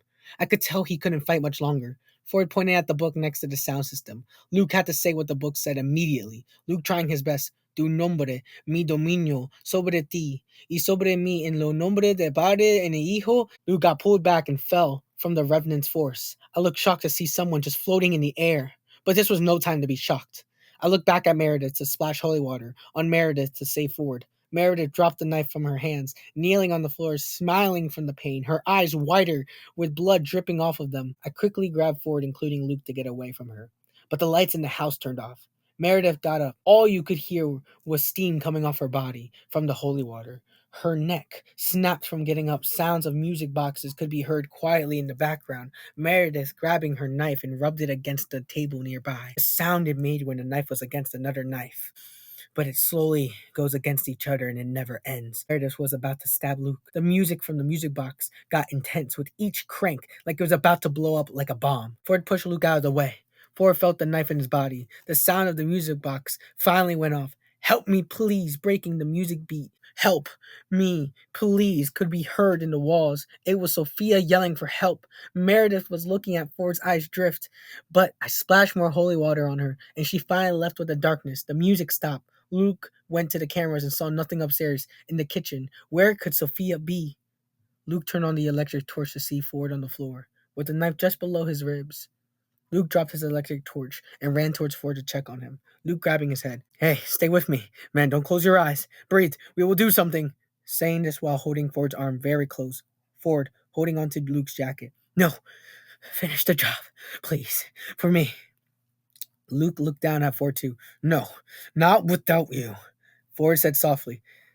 The reason I wanted to do this job was because of my parents. Did this kind of work. I wanted to do this for them, to show that I could do this too. Luke in fury said, You're getting out of here, and you're going to see that you helped us. Ford took out something from his pocket. Hey, just keep this picture for me. My parents, tell them I did it for them. Kneeling down at this point, Ben yelled, No, Ford, don't you dare close those eyes for a second. Ford quickly said, Listen to me. I don't have much time to explain. You do think hard about Meredith's story. I think the old man has something to do with her story. Ford paused, knowing he didn't have much time left, and wanted to do something. I know how hard this is on you guys, especially your job to help you and Sophia. Tell them I was the one that killed John. Tell them that for me, so I can be the hero that I always wanted to be for my parents. Ben said desperately, Okay, I promise, but I won't have to. Just stay with me. We need to finish this really quickly. And we are done. We will take you to the... Ford's eyes closed. Luke was holding his head. Luke didn't know why he cared so much, but he yelled it should have been him. Luke let go and slowly put his head on the floor. Luke, looking at Ford's body on the floor, made his eyes burn from holding back his tears. He was gripping his hands to his fist. His whole body was tense, like he was shocked. I was looking down, seeing his face relaxed, and his grip on Luke's jacket fell. Can we do this without him? He was the one reason we felt safe to help, but now we're stuck. Sophia not found. What can we do now? I felt for a moment. Then I looked at the cameras. I looked at Ford and said, I'm sorry. I didn't believe you. They had to continue. They couldn't let their guard down. They couldn't get killed just standing here. Ben anxiously said, I saw the old man sitting on the couch. We both saw him in the room, but I thought it was only Meredith we're dealing with, not another ghost. Luke trying to make sense of it all. I was thinking, for it did say Meredith's husband died. And Meredith never found out who did it. But when we saw her for the first time, she looked like Sophia for a little bit. Luke processing. So maybe Meredith is in the same situation as Sophia. And she was possessed. Ben realizing the pieces were aligning again. That was so confusing, but I think you're onto something. But how is the old man part of Meredith's story? It looked like he wanted to just yell out of frustration. Ben put his hand on Luke's shoulder to comfort him. Just then, we heard something in the living room, walking to the couch. Luke grabbed the electric torch off the floor and ran to see the old man sitting there with his tuxedo and top hat looking at a picture in his hands. He was looking at a picture of him and his girl. He was about to start crying and he said, "This was their house and mine and hers. So I'm going to make sure I take care of it." Then he jerked his head towards them, smiling. "No one will ever come into this house but us." He got up, his teeth dripped blood, while his head turned into a slinky jumping at them like a wind-up box. Ben and Luke ran up the stairs to Sophia's room and locked it shut. Luke immediately and quickly said, I think I get it now. The old man stayed here in his house before, I guess. His family died. He probably thinks he should have been the one to be killed. So whenever someone moves on here, aka married couples, he makes the wife kill their husband because it should have been him, the husband. And Meredith was the first victim he possessed in the house after she didn't get closure. Ben processing the wild statement. Wow, okay, so convoluted for no reason, but if that's the case, we need to focus on him and not Meredith. And Luke finally getting it. I don't think we do. Ford said she was possessed only because she didn't get any closure. So if we stop the old man for her to get closure, then this all stops. Ben, a bit worried. Are you sure? Like, we never did this before. Maybe Ford was wrong. Luke confidently said, I think we could try. We thought we were safe until we heard the laughing of a girl under the covers of the white bed. It slowly turned into crying. The sheets lifted up like it was floating. The covers fell over to show Meredith hanging herself, then falling over the bed. Meredith was demanding for her husband. Her face went pale, with a grin, then the knife in her hands was about to go for one of them. I ran and grabbed the knife. Like we were playing tug of war, but I fell back. Luke ran to help, but got pushed back to the wall and fell to the ground too. She looked back at me, smiling, with black goo spilling out of her mouth. She opened her mouth, spilling it all over my mouth. I was struggling to get up, but she wouldn't let me even move one muscle. I felt like I was about to choke, but then my eyes went to sleep. I let go of control. Chapter 13. The Revenant. Meredith. I got up, letting out a loud groan. At the fact that my body was shaking, slowly getting tired of getting thrown. Ben got up with a twitched look on his face and he picked up the knife. I was confused as why Ben was walking towards me with the knife. Ben was toying with the knife, flipping it around back and forth in his hands with a blank expression on his face. I looked at his eyes, and they were white like Meredith for some reason. Meredith, enjoying every second of this. Your friend is tasteful. Ben and I are alike. Being neglected by her father. Isn't that right, Ben? She could fool anyone with this simple trick, but not Luke. He knew it wasn't Ben. Luke shocked. Hey, back up. I have more holy water. Well, it's so sad that you will never see the light in the sky tomorrow. Looked at the almost empty bottle. 2 more splashes, then it's gone for good. Meredith making fun of Luke. Wow, that's so sad. That you will never see the light in the sky tomorrow. Luke shot back. Hey, wait. I think I know who killed your husband. Meredith paused and yelled. You think you know my pain? Well, you don't know how it feels to lose a loved one. It makes you lose any senses you've ever had. It makes you feel weak, that your whole life should just end. Luke stood on his ground and said, I have lost someone before. My father. I felt the pain, and it may not be the same as yours, but I do know what it feels like to lose someone you love. If you just listen to me, your husband's death wasn't an accident. Stuttering with his words, one hand on his ribs, and the other hand out with compassion and fear on what she might do if he doesn't speak now. Meredith, rageful. You think you people can help. But when people like you, who wear the badge, don't know the answer, you make it cold. Funny, you know how that feels. Luke, maybe me and you aren't so different. Well, Luke, can you be the detective to solve the cold case? If you could hear your father now, The sounds he makes when he can't yell for pain. It's so nice to hear the sounds of death near the walls. Meredith laughing, savoring every second. The sound he makes when he can't yell for pain. It's so nice to hear the sounds of death near the walls. I could hear my poor dad in the walls near me. I felt claustrophobic hearing him go through such pain. I wanted to help him somehow, but I didn't know how. Now, the louder I heard my dad, the more carnivorous the room felt. This was no time to let her get into my head and make me feel stupefied. My hope was to tell her the truth about her husband and hope that it might help her save her. Meredith, enjoying seeing my pain. You are trembling with fear. I can feel it in every heartbeat you take. Well, you say you're not like us, but you know how it feels when that gap in your heart is no longer there. Once you feel lost after someone's death, you turn into one of us. Nothing but a monster because your father died. If only you could hear how lonely he was in his last moments to see on the face of the earth. It's magical to see the eyes just end. Felt like the room was swelling each time Meredith talked. I was breathing heavily, every breath a deep one. I was losing focus because I knew that she was right. I was slowly becoming dead as well. I was sweating head to toe as my body burned from the inside. My heart felt on fire while needles poked it from each and every side. I felt so awful, but I had to tell Meredith the truth because I had to save the last holy water for the old man. I felt a moment of relief, seeing a flashback when my dad and I were running around the track. It was like I felt like my life was about to end, but I was remembering every bit of my past. The walls were closing in on me. I was floating into the air. I felt my bones were coming out of my skin. I used all my strength and with all my might, finally was able to talk again. Luke trying his best to talk. Meredith, I know you're not the ghost that's haunting this house.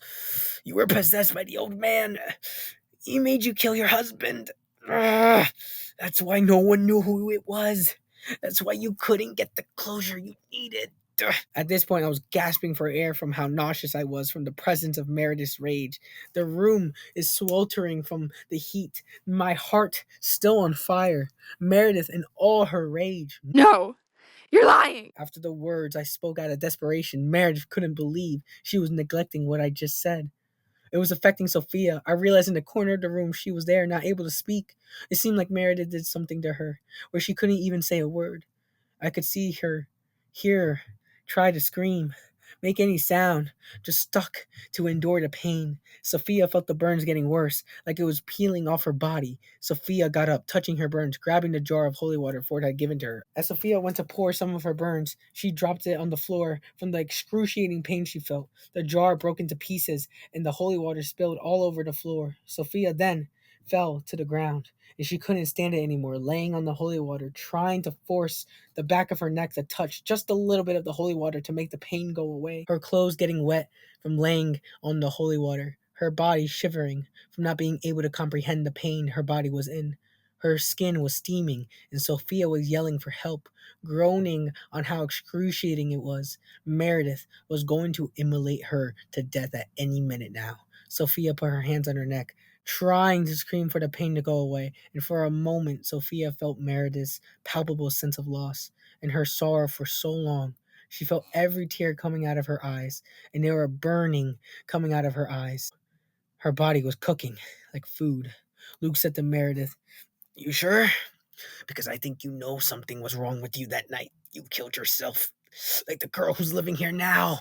I was gasping, wheezing, coughing before I finally let go, floating in the air in the middle of the room. In a black void, I took my last breath before passing out. As my eyelids slowly shut, I thought, this is how I die. I'm sorry, Dad. I let you down. My skin was slowly expanding. My bones were about to leave my body. Meredith looked at her knife. She saw her reflection looking back at her. She saw Sophia, a reminder that she did do it. The memory came back to her like an arrow. She remembered that she was the killer. The old man made her do it.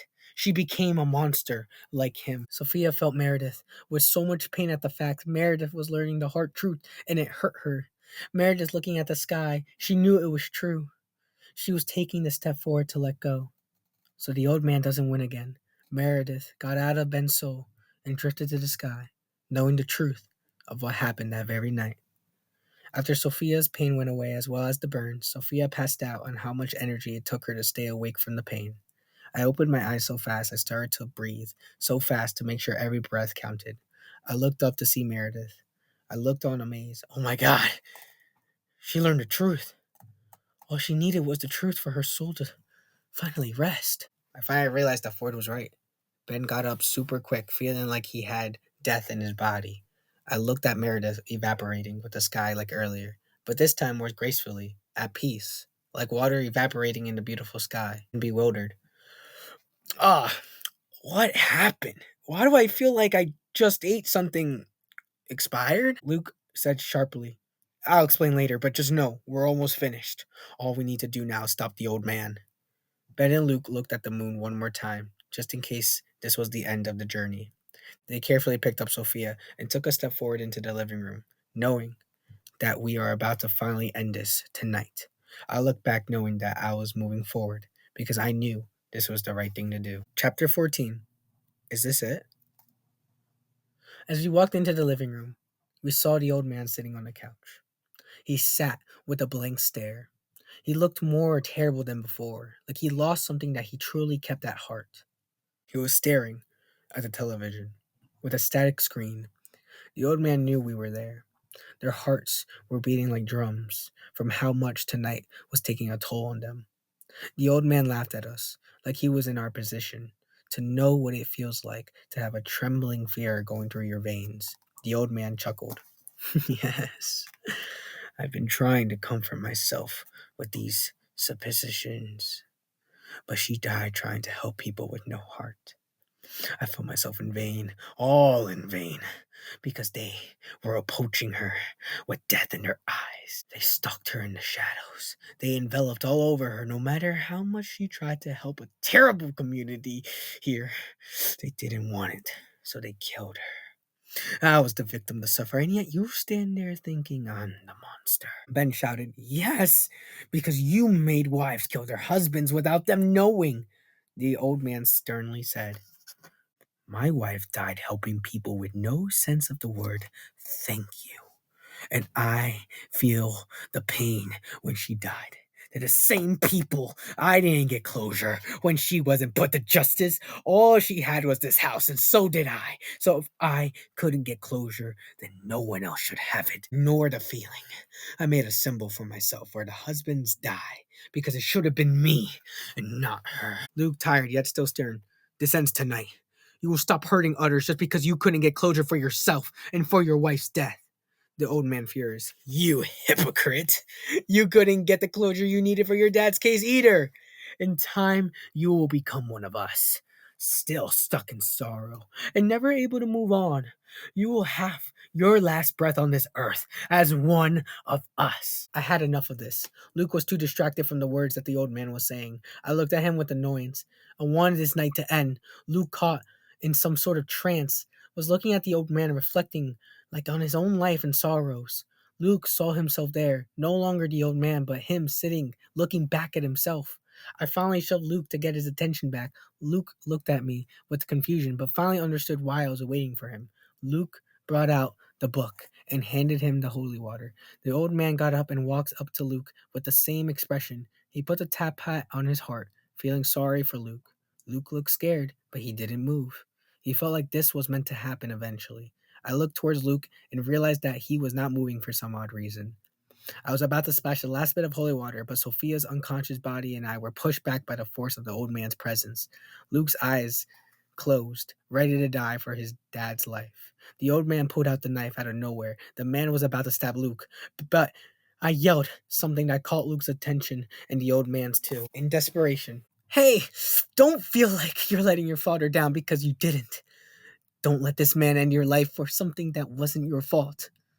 The old man snapped back. It was you, Luke, that let him down. The only way to pay for your dad's life is for yours to end. Don't worry. It's for him. Think of it as a sacrilegious sacrifice for him. The old man put his hand on the left side of Luke's neck, giving him a look of comfort, with fear beating down my chest. No, let it be me. I will take the burden. I never could have been better than my father, because I'm just like him. A person who ignored his past. But I won't anymore. Let me be the one to die. Ben was trying to tell Luke to snap out of it while slowly walking towards them. Ben put the holy water back in Luke's pocket before he got pushed back again. The old man grinned. So nice of you. You will die in honor for your father, Ben, because your father would have never done the same for you.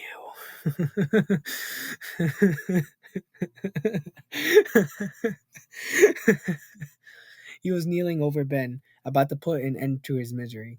Luke, in a moment of panic, grabbed the holy water and splashed it all over the man. The old man was in such pain, yelling so loudly that it sounded like sirens were everywhere. The old man's skin was on fire while his teeth grew bigger, his mouth dripping with goo, slowly getting thinner. The man growled and threw up all over me. His red eyes were black, but this time it was red with his own blood. Luke quickly let out, Tu nombre mi de menino, or tu nombre mi da menino sobre ti. Tu nombre mi de niño sobre ti. Y sobre mí el nombre del Padre, and Hijo, and Espíritu Santo, de envara de regreso al infierno. While Luke was talking, I grabbed the cross from Ford's bag and held the cross behind the old man. The old man had circles surrounding him with a bunch of symbols all colored red. Like quicksand, the man was sinking under the ground. He was in pain. We never heard or saw such pain ever. It sounded horrible. It could make anyone stop in their tracks, their hands on their heart, feeling a loss of pureness in their body, because tonight was more than human mind could ever believe to see. The old man, vengeful. In the name of my wife, I shall have my revenge on you mortals. You will be in vain. Ben and Luke, on my soul, you will be in vain. And with that, the old man was gone. The night was over. It was about 5 in the morning, and dawn was approaching. I stumbled to my feet, grabbing my ribs from how he slammed me into the front door. I had been thrown all over the house. Luke was strained on how much this night took from him. We took a glance at Ford's body on the floor. With sorrow, we knew that we needed to get out of the house. We picked up Sophia, laid her on the couch, and walked out of the house and sat on the first step. We both took a breath of relief. Me and Luke both looked at the sun coming up. They were ecstatic to be alive. Ben exhausted. What a night! I think I can't look at this house the same way. Luke, also exhausted. Well, at least we made it out alive. Ben rubbed his eyes. Yeah, well, I'm glad that I'm still alive. And hey, it's okay to feel this way about your dad. You were right. When my father left me as a kid, all my life I've been trying to do better than him by helping others. Um, Little did I know I was just being like him, ignoring. It's a slow process to move on, but when the day is right, you'll see that it wasn't your fault. Luke smiled. Thanks, man. I think I'm finally learning to move forward, but I still need to find his killer. Today, I can finally say I forgive myself and know that there was nothing I could have done that night. He was murdered. And as for you, it's good that you're releasing and opening up a little. It's not easy. Ben looked down at the step below him. Well, you can't let it go that easily. It's your parents, you love them with all you have. And hey, you made progress. You just need to keep looking forward. Someday you'll learn to let go, and me too, and I think I should slowly stop hiding my emotions about my dad and embrace it. It's been eating me up to hide it for so long, but maybe I don't need to do that anymore. Luke calmly said, Thanks, man. That's good. We both are changing. We just needed to help each other out. I don't know, but it's almost like we went through something with our past, and we needed each other to teach us how to handle it in our own ways, funny enough. Ford said something that made me accept the father thing in my life. It was about his own reflections, about his parents. He paused. Anyways, let's go call this in. Ben worried. What about the officers? What would we say about John's murder? Luke accepting something in his mind. Well, I did promise Ford something. And I'm gonna hate it, but it's the best way to help us explain to the cops so we don't lose our jobs. Ben reassured. Okay, well, let's wake up Sophia and tell her everything is okay, and let's call this. We got up and went to grab everything and put it all together. Luke and Ben woke up Sophia and told her that they got the job done. She hugged them as they said thank you. Ben, while getting the stuff together, saw Meredith's knife on the floor of the master bedroom. Ben chuckled to himself. The thing that started this whole mess, the murder weapon he couldn't find until now, the knife was right here. Ben picked it up to keep it as an accomplishment. Ben showed Luke he liked the idea of keeping it. Sophia looked down at Ford's body, holding his hand, wishing she could say thank you to him before he closed his eyes tonight. Forever. As Luke and Ben informed the officers that Ford had died, and he was the one responsible for the death of John. Chapter 15. Luke and Ben. The officers showed up at the scene of the crime. Ben and Luke and Sophia were exhausted after that night. We looked like we just got done fighting. It was morning when the sun was out. We were holding our hands out from the sunshine. We had cuts with bruises, clothes looked dirty, but we were fine with it. The cops looked confused as to what had happened to us. Luke knew what he had to say and was about to cry after the sacrifice Ford made for them, but he knew he made a promise. Luke said, "We caught the guy last night." Luke paused. He almost considered not saying it, but went on. "We caught him. Ford tried to kill Sophia, and then we stopped him, but he committed suicide because he didn't want to go to jail." This hurt Luke way more than anything that night. The cops looked at us, then went into the house to see Ford's dead body. Luke sat down on the curb of the sidewalk, having his hands in a fist and his two thumbs under his chin, and shedding one tear. Ben talked to Sophia and told her she was proven innocent and of her husband's murder, and to never speak of the truth about what happened tonight. After the EMTs got Ford's body, they went into the car after everything settled down to drive back to the office. While in the car, I tried my best to comfort Luke by telling him what he did was brave, but I didn't like it either. After that day went by, Luke called Ford's parents by finding the number in his house, telling them the heroic thing Ford did for them. His parents told him they were proud of him. Ford's parents cried after the call and gave each other a hug. Luke sat at his desk just thinking to himself. Ben said, "Hey man, the boss just told me there's a new case for us at a farm. Something about the death of a parent." Hey, hey man, are you okay? Luke pondering. "No, I'm just thinking about Ford. I just got off the phone with his parents telling them what happened. I don't know, it just doesn't feel like we won here." After Luke couldn't finish his sentence. Ben reassuring, I know. I was upset the other night. I don't even know myself if it fully sunk in that something that bizarre happened, and Ford, I just rather not think about it. I don't want to feel upset, but he did the brave thing for us." Luke, slowly accepting, said, "Yeah, you're right. I don't want to think about it either. I just hope his parents are okay. Anyways, this new case, tell me about it on our day off tomorrow." After that day, Luke called me and made plans on the phone. Apparently, I had been working on the new case on my break. I know, crazy of me working during my break. Luke was enjoying the day off, so he thought it would be nice to be with me for once this week. A year went by. After a phone call, Ben got ready and waited for Luke to come to his house to brainstorm and discuss the new things he learned about Ghost from what he had found from Ford's collection of information. There was a knock on the door. I was wondering who it could be, and it couldn't be Luke. He just got off the phone with him. He opened the door to see a man with a nervous look. The man said, "Hi, wow, how do I say this? Wow, I guess I'm your dad, Ben. It's me, Jim. Is Luke here?" And that is the end. Thank you so much for listening to this. As you probably heard in the first episode, or if not, then I definitely messed up a lot with punctuation, grammar, and words. So reading it back, it's a little embarrassing, but I hope you saw the vision I had for this book and taking your time out of your day to listen to me do what I do, I guess.